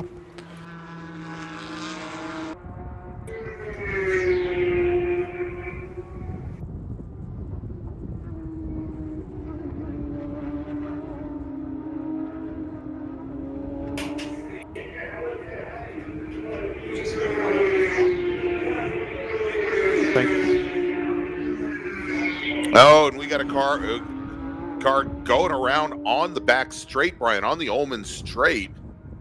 And he gets the car turned back around. That is one of the, well, not the one of the weirdest things. I've seen a lot of weird things over the years. And that was the 9-0 car that went around. That's Nicole. Show. Yeah, and you can see from the hood with the teal markings on the hood, but she is now back underway. Looks like she may have come down pit road there. Well, no, I think that's her. No, that's not her. Right. I think she came onto the pit road, exactly. Yeah. That may have been a product of just getting her left side tires over there in that grass, trying to either move out of the way of the other car coming by or, again, I talked about this earlier. You get going. It's still cold out there. You look up, and she had just been on pit road and came off pit road a couple laps before. You look up in that rear view mirror and you take your eyes off. That car veers over to the left a little bit. Next thing you know, you are in the grass. And Brian, our producer's gone back and taken a look at the video, and it looks like there was some kind of a lockup, either from the brakes or maybe the differential, something. So something in that broke. car. Yeah, so something broke there. Maybe could be a CV joint that let go, with the rear axle. Who knows? But she has brought that car down the pit lane, which is good. So let's do this as we're hitting the 30-minute mark here. 30 minutes remaining in this 90-minute sprint race. Let's take our last break of the day. And thanks to our partners and sponsors. And when we come back, we'll take you all the way to the checkered flag here at the 33rd annual, 48 Hours at Sebring, presented by Champion Porsche. And we'll be right back.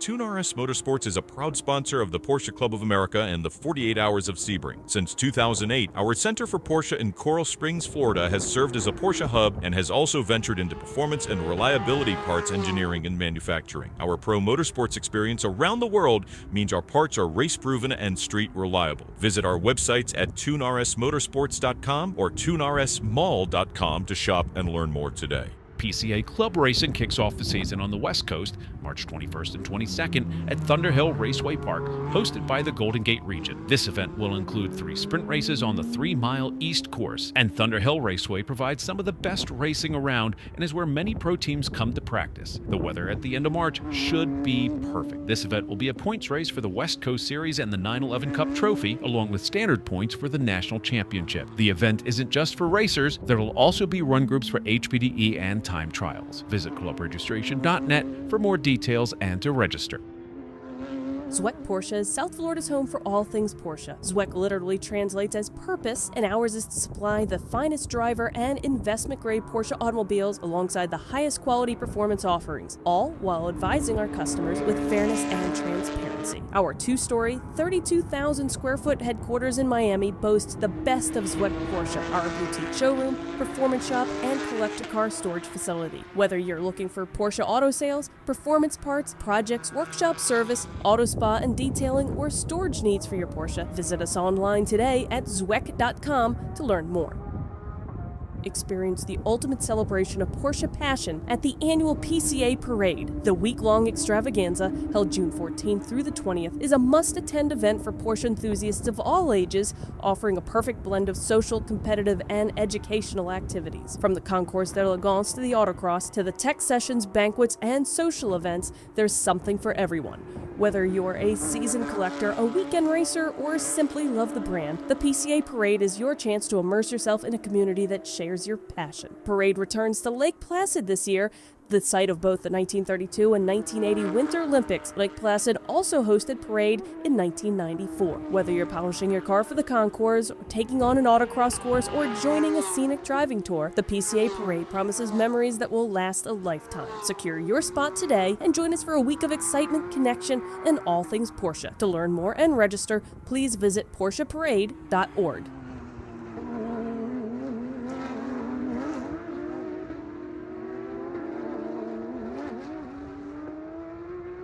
It is the final race of the weekend. It is the 33rd annual 48 Hours at Sebring presented by Champion Porsche. I'm Greg Ginsburg along with Brian Donati and Mark Johnson.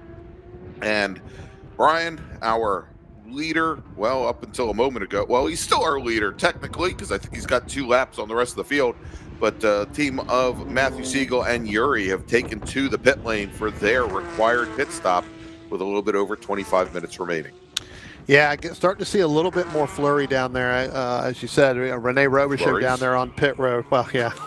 Well, when you're up here, it is anything. Flurries isn't so bad. So, and not too far from you was flurries. So, right. Rene Robichaux on pit lane. Dwayne Moses on pit lane. You just talked about the Siegel and the Yuri again. 2 laps on the entire field right now. That's going to go by the wayside. That should throw Scott Nays up in there as well, along with that Gruber and Keen machine back up top there. So it's going to see where Rene Robichaux comes back out after that pit with Gruber and Keen. Remember, Rene had that early spin basically on the 3rd turn of this Enduro. So back in the strategy game here is going to see where what happens. As I believe that's him right there that just went back out. So I think he's out there for a full lap already. Yeah, I was gonna say it's one lap down already. So Scott Nays, who's currently running 2nd overall, and he's in that like white and pink GT4 RS Club Sport. He's an executive in the eye care and eyewear industry, Brian, and enjoys following, and I'm sorry for this, the Green Bay Packers when he's not on the racetrack, but he also a photography buff as well. As we see now, also Rene Robichaux is currently sitting 5th overall at the moment, and Rene is trying to move up right back behind Marco Cerrone on track. There's Marco in that silver with blue striped number 992 Cup car. If Robichaux can dispatch with Marco, that'll move him up into 4th.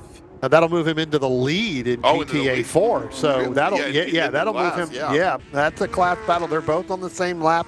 They've gotten in there, so that would move him back up into the in the lead for GTA 4. So that is a very prominent spot that Rene Robichaux would really like to get right now, especially after what we were just talking about with the challenge he had earlier.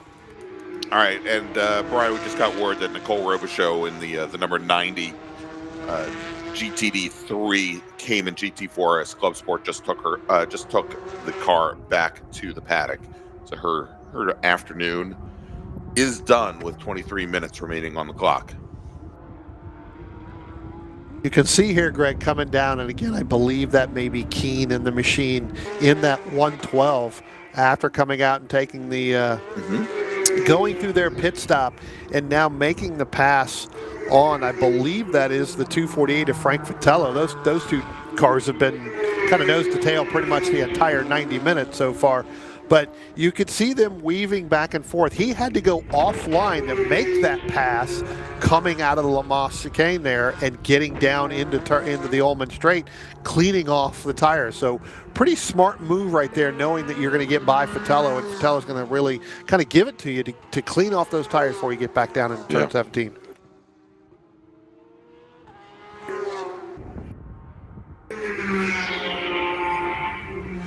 Again, here's that battle here. That's GTA 4 with Cerrone and with Robichaux. So Robichaux closing that gap to Cerrone there under 0.6 of a second. A little bit closer than that as the time's going. There's Griff Asplund right there. So he's going to come into play when these cars probably catch them. Yeah, and so Asplund, who's running 11th overall and obviously a lap down from these two GTA 4 machines. Asplund, your leader in GTD 3.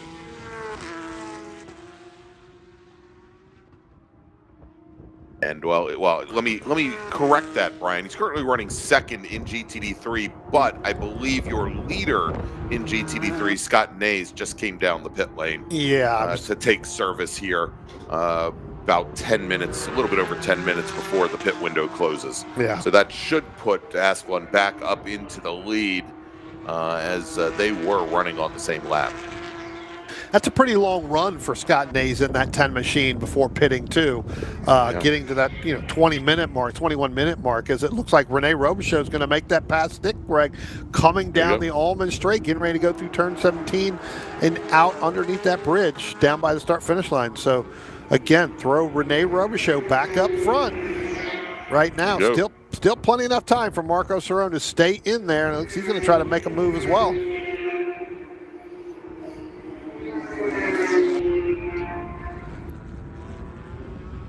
All right, so your leader currently, based on laps, Matthew Siegel and Yuri in the number 267 GT3 Cup car. That's the in that Sprint Trophy class.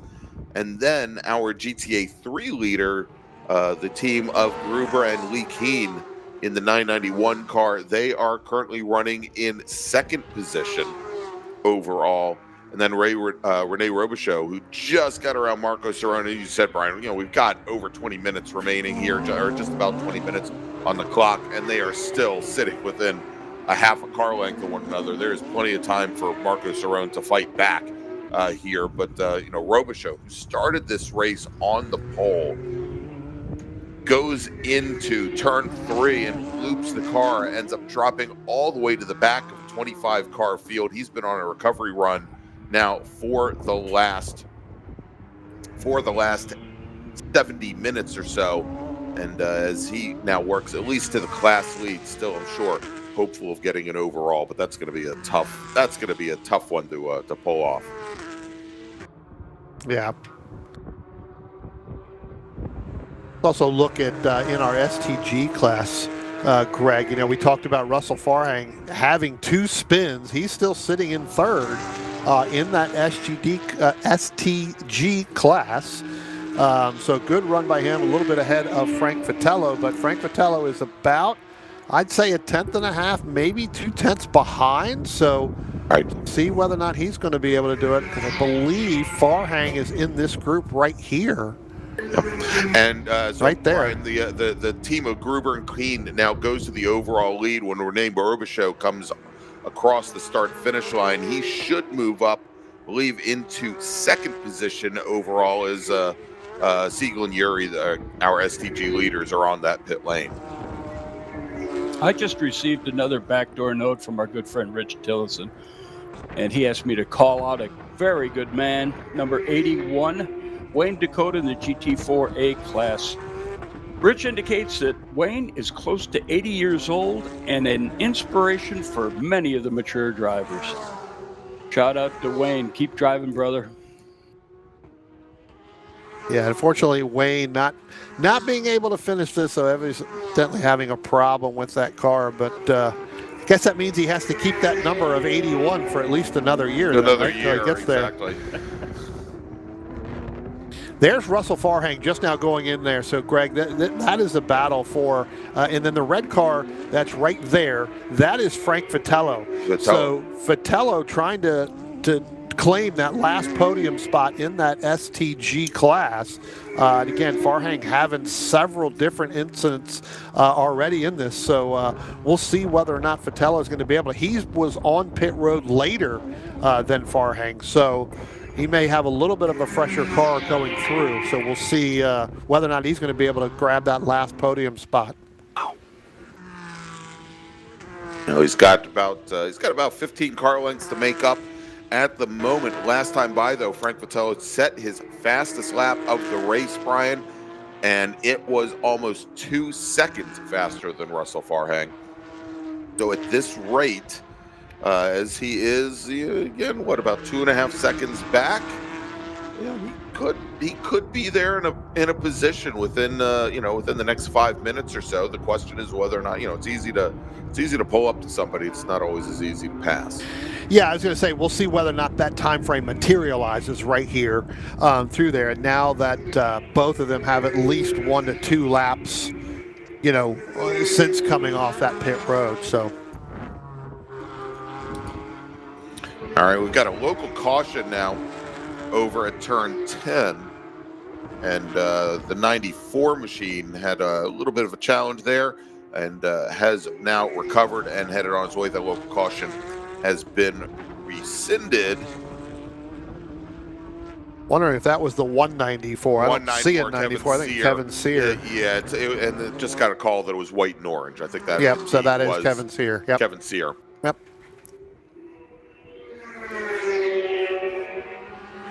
And you can see Russell Farhang getting held up just a little bit by Griff Asplund in that number 7 machine coming through there. We'll see whether or not that's going to allow Frank Vitello to pull up and get quite a bit. So Griff Asplund, where he was pretty quick early on after that pit stop, again, still leading that GTD 3 class, but seems to be a little bit slower than what he was running earlier. So starting to fall off a little bit. Yeah, and at this point, he's got, and he's fine where he is, and these 2 STG cars, I'm sure, are going to be able to get around him here. But Asplund running almost identical lap times to Father Brent, and also the team of Peterman and Carpentier in third, all running in that mid 2:11 range.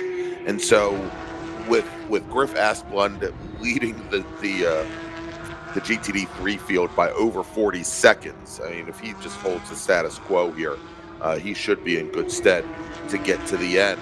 But now, as both Farhang and Vitello have dispatched with Griff Asplund, we'll see what kind of pace Vitello has. Last time by was about half a second faster. And so he is closing things down just a little bit, but part of that might have been, as you said, like early on that last lap, Brian, Farhang was, I think, having to contend with getting around that Cayman GT4 RS Club Sport of Asplund.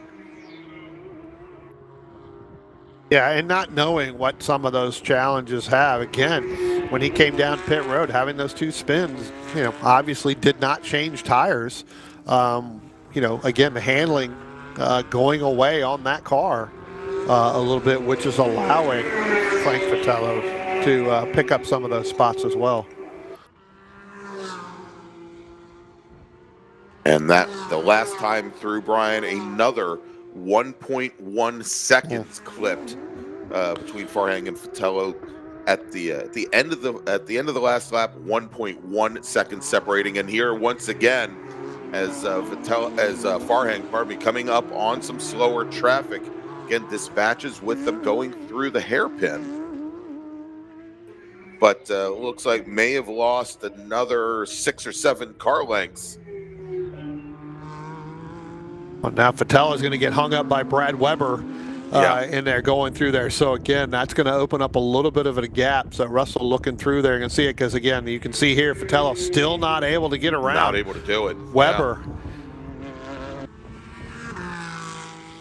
Oh, Farhang getting a little bit loose there. Again, remember this. We saw him have a problem here earlier on in the early part of the race when we had the 4 cars together. He went around there again. Looks like that car just not getting through that corner at all. As now it looks like Vitello's gotten around Brad Weber in that 747. So we'll take a look at what the time here is and whether or not Farhang's going to be able to get in front of the machine in front of him. I believe that's not Dwayne Moses that's in front of him. So that's one of the back markers cars. So yeah, but that was a lot of time lost there by Frank Vitello to a car that he was lapping almost 7 seconds a lap faster than. Just got him at the wrong time, and Weber maybe not recognizing the situation, I think played a little bit defensive there when perhaps there wasn't a need to.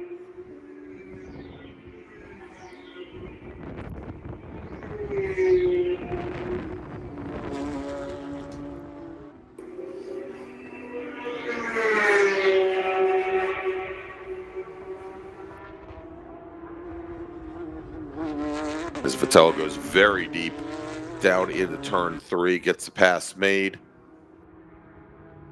But he's lost, Brian, just in the last lap, almost 7 or 8 car lengths that he had made up before. When they crossed the line the last time by, that gap was back to 2.2 seconds, whereas it had been 1.1 at the end of the lap prior.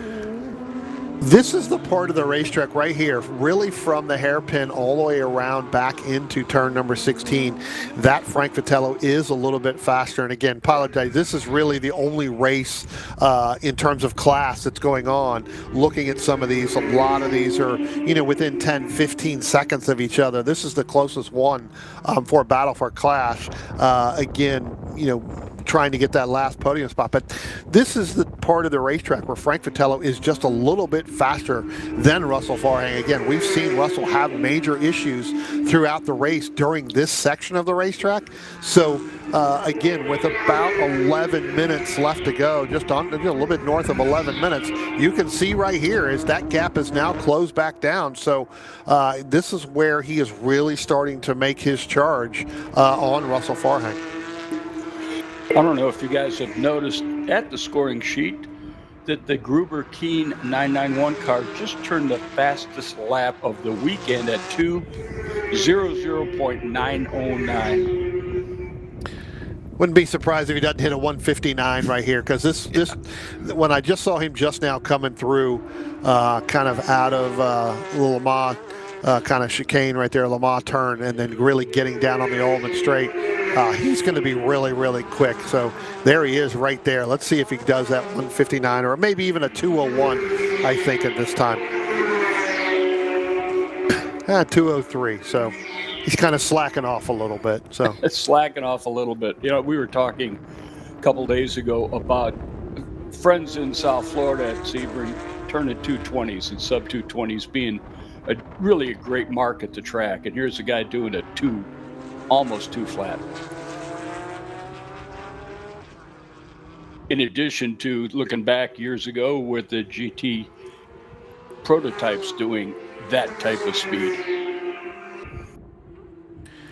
Yeah, I mean, again, those cars that go, they're going to go around here. There's that Vitello and that Farhang battle, and Farhang Vitello is right on the back bumper now of Russell Farhang. But yeah, I mean, those cars there are going 148s, 149s, and he's just now getting close to that 2-minute mark. That just says how that car is handling and how that car is running here towards the end of an hour and a half, and after a driver change. But here's that battle again. This is for the last podium spot in that STG. So we've been talking about this all weekend long, gentlemen, where this STG class, this is where the racing happens. It comes down to the very end in the last 10 to 15 minutes of the racetrack. Sometimes it's for the lead, sometimes it's for second.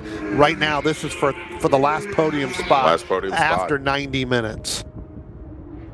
And he's right back there again, Brian, as they come onto the Ullman straight. Only 2 car lengths back. Great battle, great fight here. And it's very clear that Vitello's had more pace here towards the end of the race. As you've said, going to follow him into the Sunset Bend, and as they come underneath the bridge, as they bounce across the bumpy pavement here and onto the front straight. Let's take a look at the margin as they come across. It's 0.4 of a second now as they start lap number 36 with only 8 minutes remaining in this 90-minute race.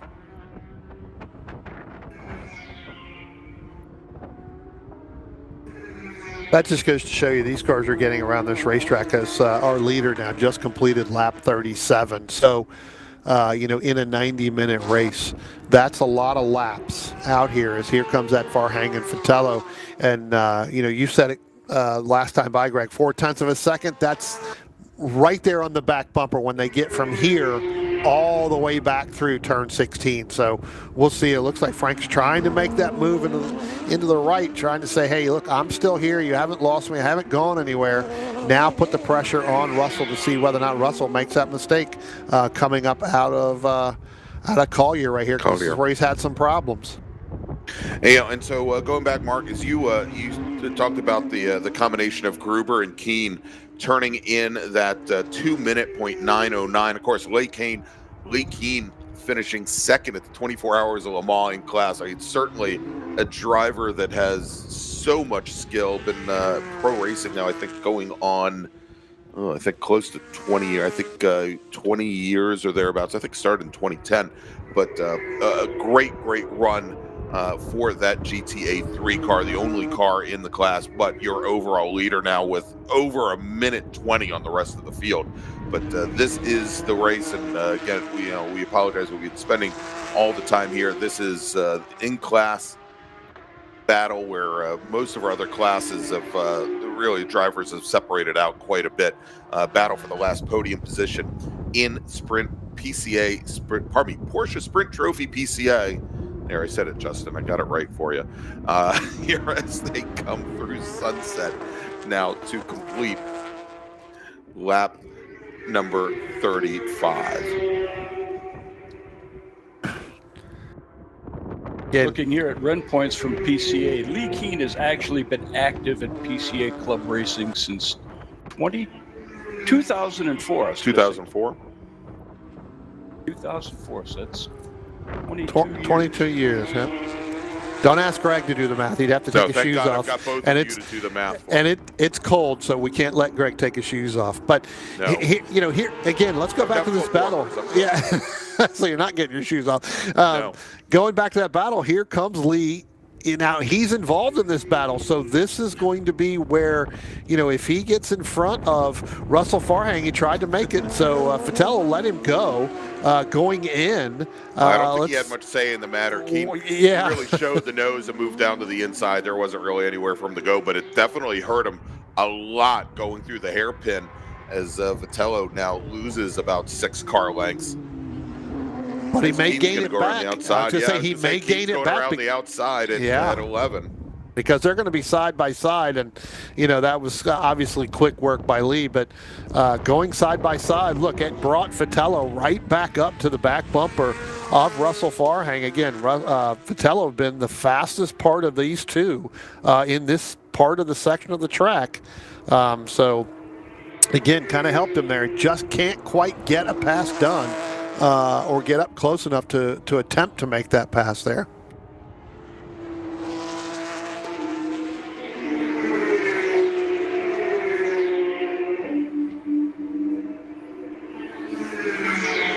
And that's Joel Johnson, the 227 driver, just behind this battle.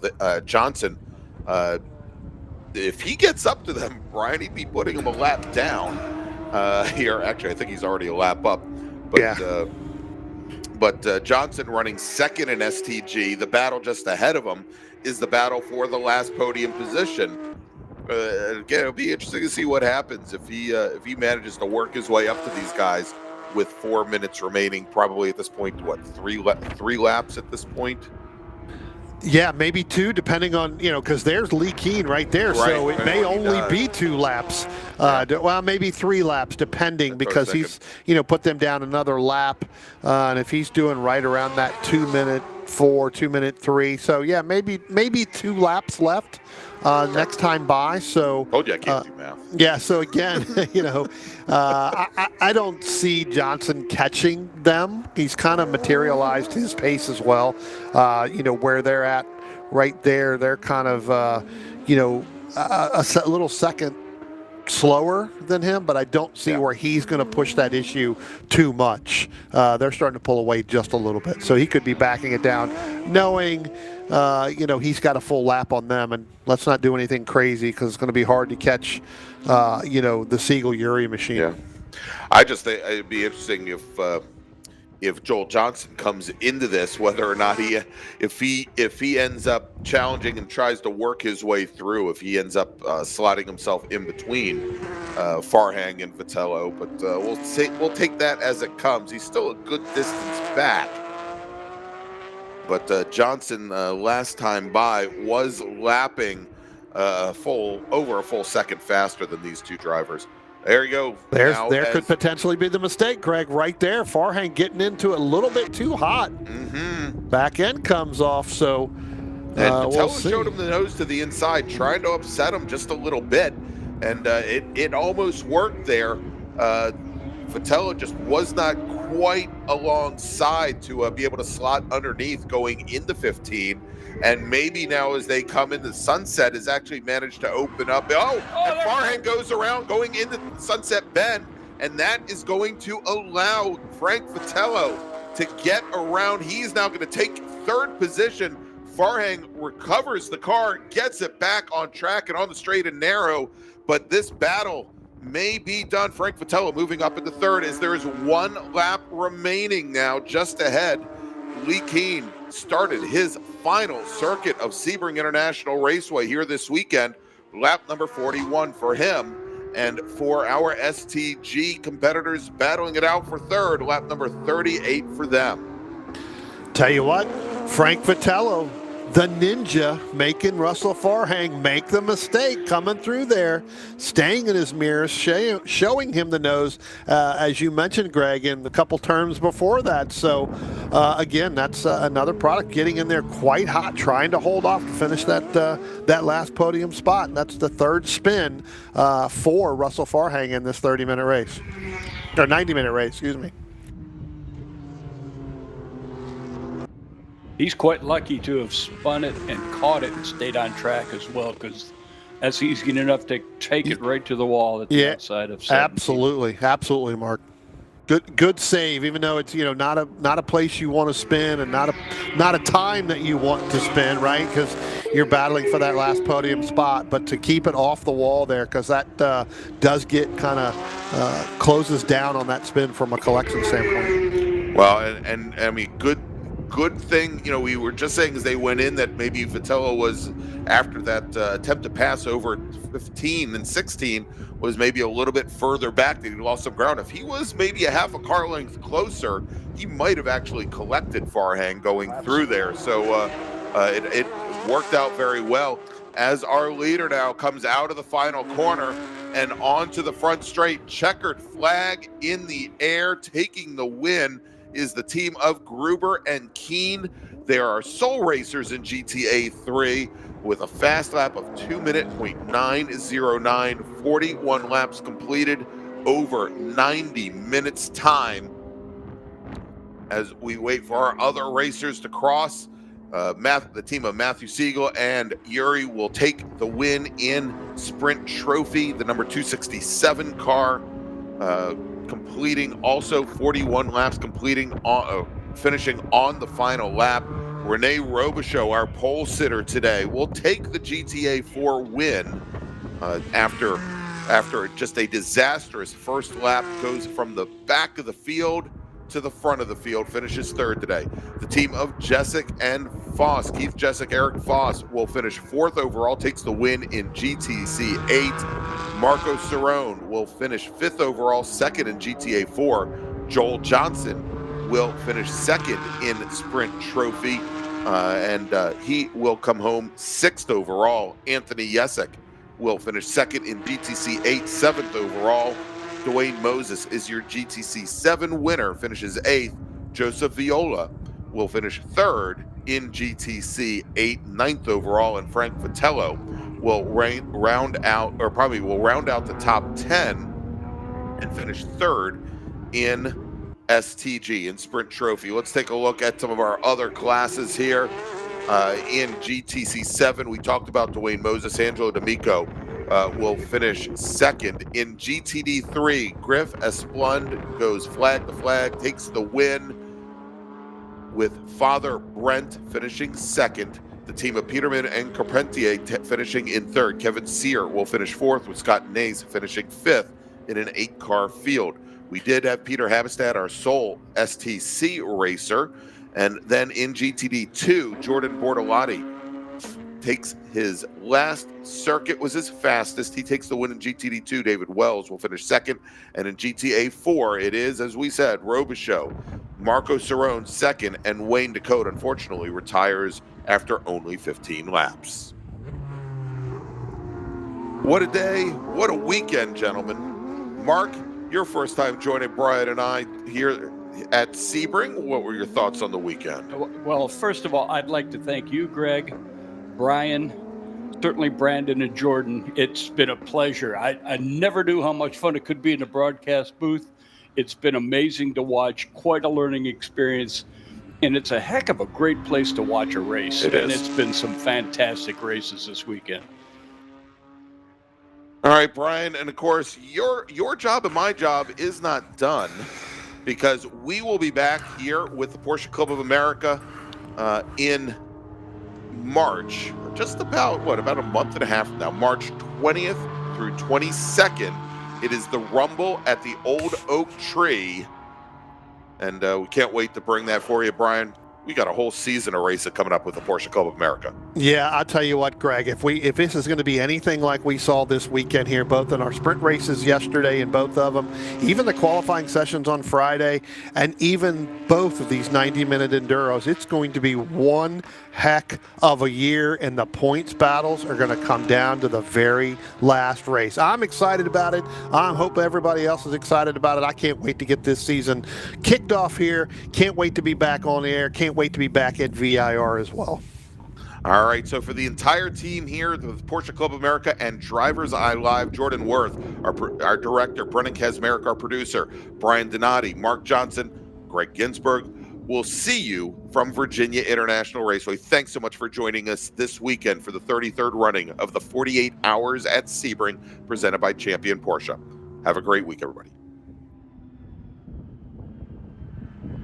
Pirelli and Porsche have been a winning combination around the racing world for years. Pirelli is proud to bring that relationship to PCA Club Racing yet again in 2025. Make sure to see the guys from Frisbee and find the right Pirelli tire for your vehicle, or check them out on the web at frisbeeracetire.com. Pirelli powers nothing without control. When you pack up from the raceway and head home on the highway, remember that the engineering excellence Michelin strives for in racing is applicable to our passenger and light truck tires too. Michelin is proud to continue its national sponsorship of Porsche Club of America and Club Racing. Michelin, because so much is riding on your tires. Looking to decrease lap times on the track without an engine overhaul? GT Racing has a wide range of fiberglass and carbon fiber body panels, along with European Racing headers, exhaust systems to lighten your car and accelerate all the potential horsepower of your engine. Time for a change? Convert your 944 into a turbo or a 924 GT, or your 911 to a 911 RS, RSR, or 935. Talk with Joel at GT Racing. He'll help you choose the winning combination of lightweight Porsche parts and header systems to set you on the right track. GT Racing is your one-stop shop for your Porsche needs. GT Racing is a national sponsor and proudly sponsors tech inspections at PCA Club Races. GT Racing also sponsors the Best Repaired Car Award, a $100 gift certificate at each race. Call Joel at GT Racing today at 1-800-797-2911 or find us on the web at www.gt-racing.com. Our first club racing sponsor, Porsche Cars North America, funds the club racing news and sponsors the Workers' Choice Award, considered the most prestigious award given at a club race. Thank you to PCNA for offering vital support to our club racing program. At Hankook Tire, we strive to create a universal moment when the car and driver become one. Our aim is to develop a safer, more pleasant, and more comfortable driving experience from the moment the driver turns on the engine. Through strong braking power, smooth handling, driving comfort, and guaranteed safety, Hankook products deliver an authentic driving experience beyond mobility. Our tires provide total control of speed and direction while ensuring safety and comfort on the road. Embrace driving emotion and embrace the feel and excitement of being behind the wheel with Hankook Tire. Hankook competition tires are the perfect match of performance and longevity. Visit HankookMotorsports.com to buy today.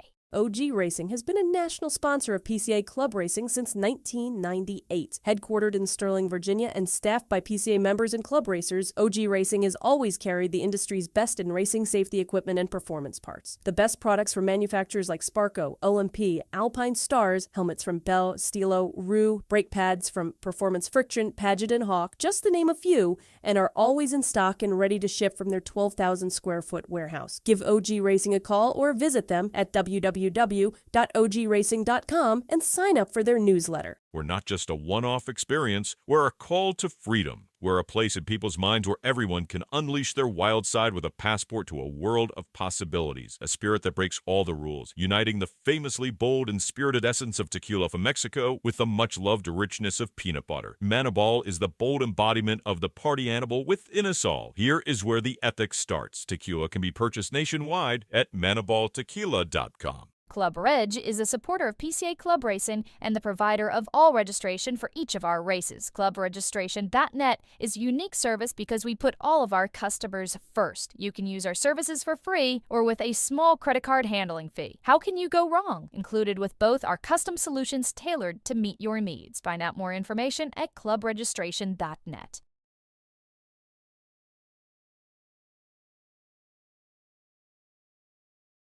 OG Racing has been a national sponsor of PCA Club Racing since 1998. Headquartered in Sterling, Virginia, and staffed by PCA members and club racers, OG Racing has always carried the industry's best in racing safety equipment and performance parts. The best products from manufacturers like Sparco, OMP, Alpine Stars, helmets from Bell, Stilo, Rue, brake pads from Performance Friction, Paget and Hawk, just to name a few, and are always in stock and ready to ship from their 12,000 square foot warehouse. Give OG Racing a call or visit them at www.ogracing.com and sign up for their newsletter. About to hit the track without coverage for your car? Buy HPDE insurance in minutes at LockedInMotorsports.com. Whether you drive a 911 or a Boxster, protect your car against physical damage during HPDE and track day events with HPD insurance from Locked In Motorsports, administered by Locked In Affinity. Coverage includes modifications you've done to your car, 2 drivers at each event, demonstration laps your instructor drives, and more. Worried about the trip home? Locked In Motorsports also offers off-track insurance for your non-licensed race car or track car while in transit, in storage, and in the paddock, plus options for your trailer, equipment, and tools. Insure your portion today at LockedInMotorsports.com. Miller's Oils is proud to be a Porsche Club Racing sponsor and to work with Racer's Edge as their North American distributor. Miller's Oils has been blending oil since 1887 and has an extensive product line for virtually every street or racetrack application. The technology implemented in Miller's engine oil and gear oils protects the wear surfaces of your engine and gear train on a microscopic level, significantly reducing friction and increasing the life of your engine and gear train. We encourage you to try Miller's and judge for yourself with the help of an oil sample analysis. As they say, the proof is in the pudding. At Yokohama, they believe that motorsports are the ultimate test of performance, innovation, and durability. Everything they learn while competing under the grueling race conditions leads to better performing, longer-lasting tires for the track and the street. Yokohama's partnership with Porsche Club of America, Porsche Motorsport North America, and USAC brings you the Porsche Sprint Trophy PCA Series, run exclusively on Yokohama tires. Additionally, Yokohama provides the spec tire for Porsche Sprint Challenge and Porsche Endurance Challenge. Visit yokohamatire.com to see their tire selections for your street or track car. Based in New Jersey, Precision Motorsports, or PMR, is a supporter of club racing and a new national sponsor for 2025. From the latest Cup cars to 944 racers, PMR has supported them all here at the track. True experts in their craft and dedicated to performance. Find them on Facebook at Precision Motorsports. New for 2025, Isringhausen will be sponsoring the GTD 1, 2, and 3 classes. Our group here at Club Racing are thrilled to have them on board. Over the past 30 years, Isringhausen has become synonymous with quality vehicles and superb service. The Isringhausen way of doing business has been one of offering excellent products at fair prices, coupled with service that goes above and beyond what anyone would expect from a typical car dealership. We believe that good service is comprised of 2 components, a willing and helpful attitude, accompanied by competency in your field. We try to support an environment where each person who works here strives to serve each customer as they wish to be served, with dignity and respect. Because of these core values, Isringhausen has become and will continue to be a leading example in the industry. One of our latest partners, Track Day Tire, is happy to be supporting Club Racing through their Toyo, Hoosier, and Michelin tires. Use the code PCACR for a discount at checkout. The TrackDayTire.com team is passionate about helping our customers extract the highest level of performance from their vehicles on the track. Decades of on-track experience has taught us purpose-designed track-use tires are arguably the single most important vehicle component that influences driver confidence to obtain maximum vehicle performance. Making it easier for our fellow Track Day enthusiasts to obtain confidence-inspiring tires is our goal. We look forward to providing you access to the best prices and customer support in the industry.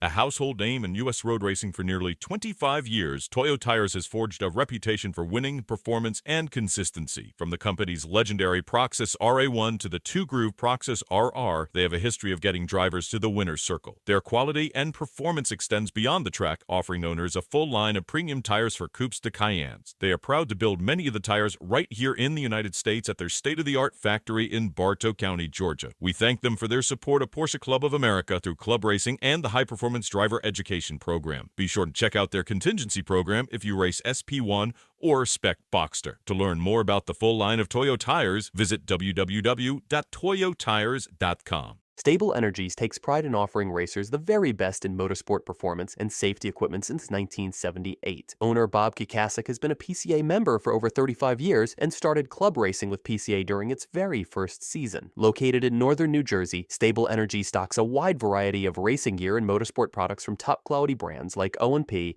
Alpine Stars, Bell, Hans, Schroth, Paget, and Bray Kraus. Stable Energies is a master distributor for Recaro and the U.S. importer for safety devices roll cages, as well as the Eastern U.S. distributor for RSS Porsche Performance parts. You can shop with Stable Energies on their website, stableenergies.com. You can call and speak to a knowledgeable salesperson. They're happy to answer any of your questions. Or you can have one-on-one personal attention at their retail location just 10 minutes from New York City. PCA members receive special deals, so be sure to mention PCA Club Racing. Whether your fire system needs to be serviced, you need advice about a new race seater radio system, or you want to try on the coolest looking new driver suits, Stable Energies has yet covered. Motion Control Suspension, or MCS, has proven to be the evolution of premium motorsports damper systems. Their team is continuously developing and refining damper technology that is vastly different from other manufacturers, developed through hands-on involvement in GT and touring car racing. While their roots are in the highest levels of professional sports car racing, their products excel in all environments, from enthusiastic street driving to autocross track days to club racing and far beyond. MCS is much more than just a great product. They have many years of practical racing experience, both on and off the track, extensive knowledge of vehicle dynamics, and an understanding of driver expectations and needs. MCS is proud to be a sponsor of Porsche Club Racing and invites you to lean on their expertise for setup support and consultation. Partners of Club Racing for over 30 years, Eurosport Porsche Road and Race is a Porsche specialty shop with 2 locations in Illinois operating since 1984. Whether you have an early air-cooled car from the 60s or Porsche's newest cup car, we can provide all your service and parts needs. We are the one-stop shop for all of your Porsche repairs and race builds with a large inventory of Porsche parts and race gear. Apex Racing Performance, premier racing outfitters, provides racing equipment and product support to motorsports enthusiasts. A member of PCA since 1991, Clark Hammerly and his wife Linda both hold competitive racing licenses and install, use, and test the equipment they sell. This enables them to provide unbiased technical assistance on installation and use of their products. From helmets and race apparel to personal cooling and fire systems, Apex Performance also stocks performance friction brake pads for all Porsche applications. They invite you to visit their showroom in Merle's Inlet, South Carolina, shop online at www.apexperformance.net, call toll-free, or view their track schedule online. Mention PCA Club Racing to receive a discount on your next purchase. Demon Speed Motorsports offers a full line of products for your race or track car. With their background in Porsche GT3 Cup cars, they bring the same quality and durability to the street and track replacement parts that they produce. These products include suspension links, motorsport-style center lock parts and kits, brake rotors, and wing uprights. Now, Good Arrow Wings and RacingTireWarmers.com are part of the Demon Speed family. With this, they now offer Good Arrow Wings with mounting solutions for most Porsche models. Racing Tire Warmers offer tire warmers to custom fit your race car to to make you faster and safer on track. To learn more about Demon Speed Motorsports and see their great products, visit them at www.demonspeedmotorsports.com. Trailix Trailer sets the standard for super lightweight, superior craftsmanship, and extraordinary quality. If you need a trailer, whether it be enclosed or open, to tow your Porsche, Trailix should be your first and only choice. Trailix has many sizes to fit your Porsche perfectly, and their unique touches ensure that your trailer will be as functional as it is beautiful. Trailix Trailers sponsors the Novice Racer Award, a gift certificate given to the second-time racer who exemplifies the club racing spirit. Welcome to Sebring Resorts, a premier collection of luxury lifestyle communities in Sebring, Florida, just minutes from the iconic Sebring International Raceway. From the developers of Sebring Motor Garages, Sebring Resorts brings together motor garages for race cars, exotic cars and RVs, luxury townhomes, private jet hangars, an RV resort, and more, all designed for those who live life in the fast lane. Models open daily. Discover Sebring's most exciting community. Visit SebringResorts.com today. Tech Tactics is a day dedicated to Porsche technical information and will be held both on February 21st and 22nd. The event is for all Porsche enthusiasts, from casual information gatherer to the everyday Porsche mechanic. Get the latest news directly from the source. Topics range from balancing carburetors to understanding how the new hybrid systems work. Tech Tactics is hosted at the PCA training facility in Easton, Pennsylvania, perfect for this hands-on type of event. The facility is used to train Porsche technicians on the intricacies of new Porsches while at the same time providing valuable training on the Porsches of old. It is equipped with state-of-the-art classrooms with lifts and drivetrain assemblies, which will be available for our event. Tech Tactics East is limited to 125 entrants each day and consists of lectures by PCA field specialists, PAG project managers, members of the PCA technical committee, and representatives from other companies such as Michelin, Ellen Engineering, Total Seal, and Griot's Garage. To learn more and register, visit pca.org and click on the Events tab. Nutcracker is the ultimate tool for your center lock wheels. Nutcracker's professionally designed and machined products eliminate the headaches of center lock wheel removal and installation and turn exhausting efforts into a simple one-person job. Unlock a world of convenience and check out the Nutcracker Pro or Nutcracker HD, both covered by a 2-year warranty, or shop our growing list of accessories and tool sets. To learn more and to find your perfect center lock tool fit, visit nutcracker.com today. Daniel Louise is a licensed agent of New York Life Insurance Company located in Tampa Bay. Daniel and New York Life are committed to helping you protect and grow your lifestyle. With so many options and complex information, making financial decisions isn't always easy. Together, we can create a strategy customized to your situation. Every client is unique, and it's our priority to help you understand your options, meeting today's needs and tomorrow's goals. Visit DanielLouiseJr.com to help face your future with confidence. Feeling hungry or need a cup of coffee? Visit the Track Shack, conveniently located in the paddock just behind the race control tower. We're open for breakfast and lunch all weekend long and offer hot and cold drinks, sandwiches, sides, platters, and so much more. Or if you were done for the day and headed out for dinner, head over to the Gator Shack just a few minutes east on US Highway 98 in Florida. Gator Shack. Follow the tracks. Trusted since 1984, Eurosport Porsche Road and Race delivers expert service, custom builds, and premium race gear all under one roof. From daily drivers to track machines, we know Porsche inside and out. And whether it's a classic air-cooled Porsche or a modern race machine, we are dedicated to giving you your car the same care and respect as we give our own. If you have questions about your Porsche, want to schedule a consultation, or need expert performance advice, visit our website today at eurosportporsche.com. Narrow Escape Motorsports is an independently operated company in Charlotte, North Carolina, the product of 30-plus year Porsche Club of America members. Originally a race team, Narrow Escape Motorsports, spelled N-A-R-O, started fabricating and selling small specialty racing parts in 2012 before growing into the racing and safety parts supplier it is today. Our products and services are designed to serve you, just as they have our racing, road rally, and hill climb teams. Contact us at Narrow Escape Motorsports to shop and learn more. Treffin means to meet, and that's the entire concept behind the PCA Treffins, an opportunity for PCA members to meet their fellow Porsche enthusiasts at some of the most spectacular locations in North America.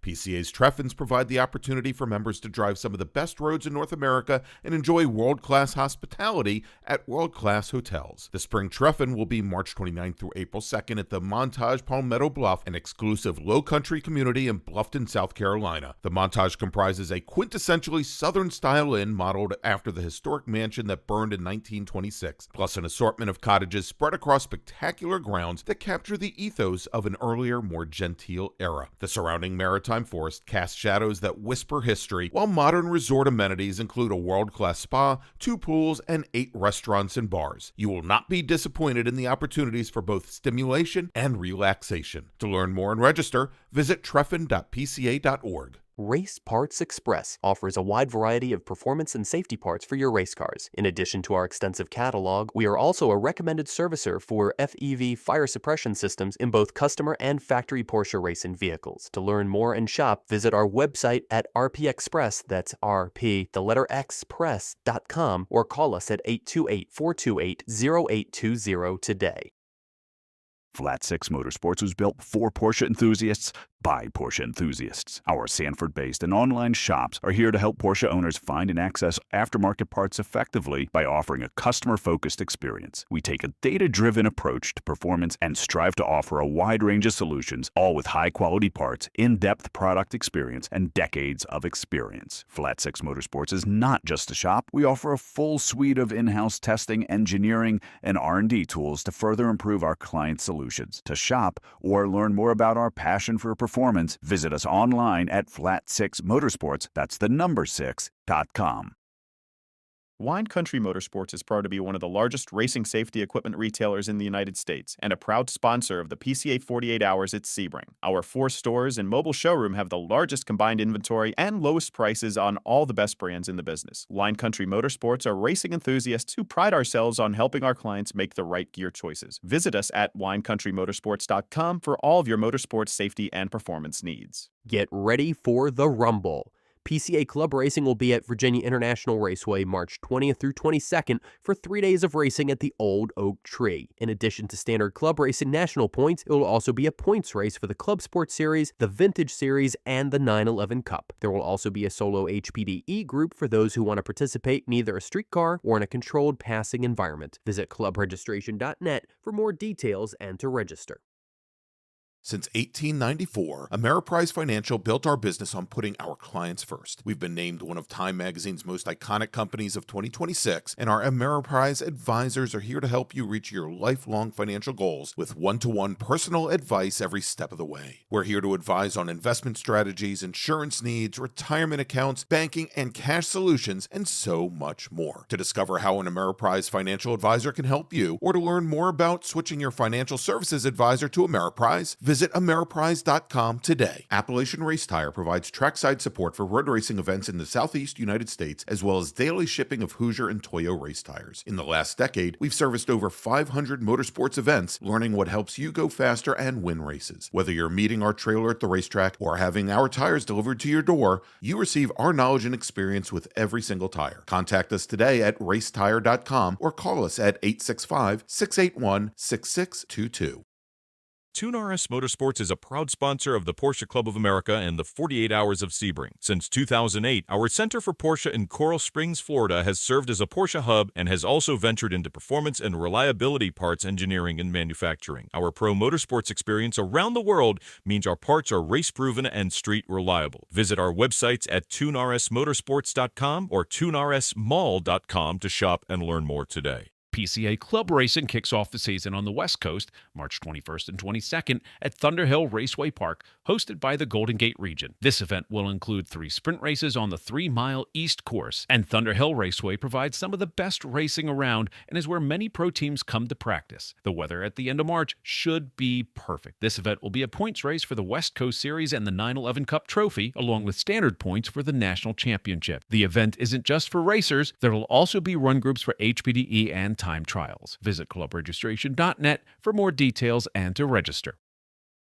Zweck Porsche is South Florida's home for all things Porsche. Zweck literally translates as purpose, and ours is to supply the finest driver and investment-grade Porsche automobiles alongside the highest quality performance offerings, all while advising our customers with fairness and transparency. Our 2-story, 32,000-square-foot headquarters in Miami boasts the best of Zweck Porsche, our boutique showroom, performance shop, and collector car storage facility. Whether you're looking for Porsche auto sales, performance parts, projects, workshop service, auto spa and detailing, or storage needs for your Porsche, visit us online today at zweck.com to learn more.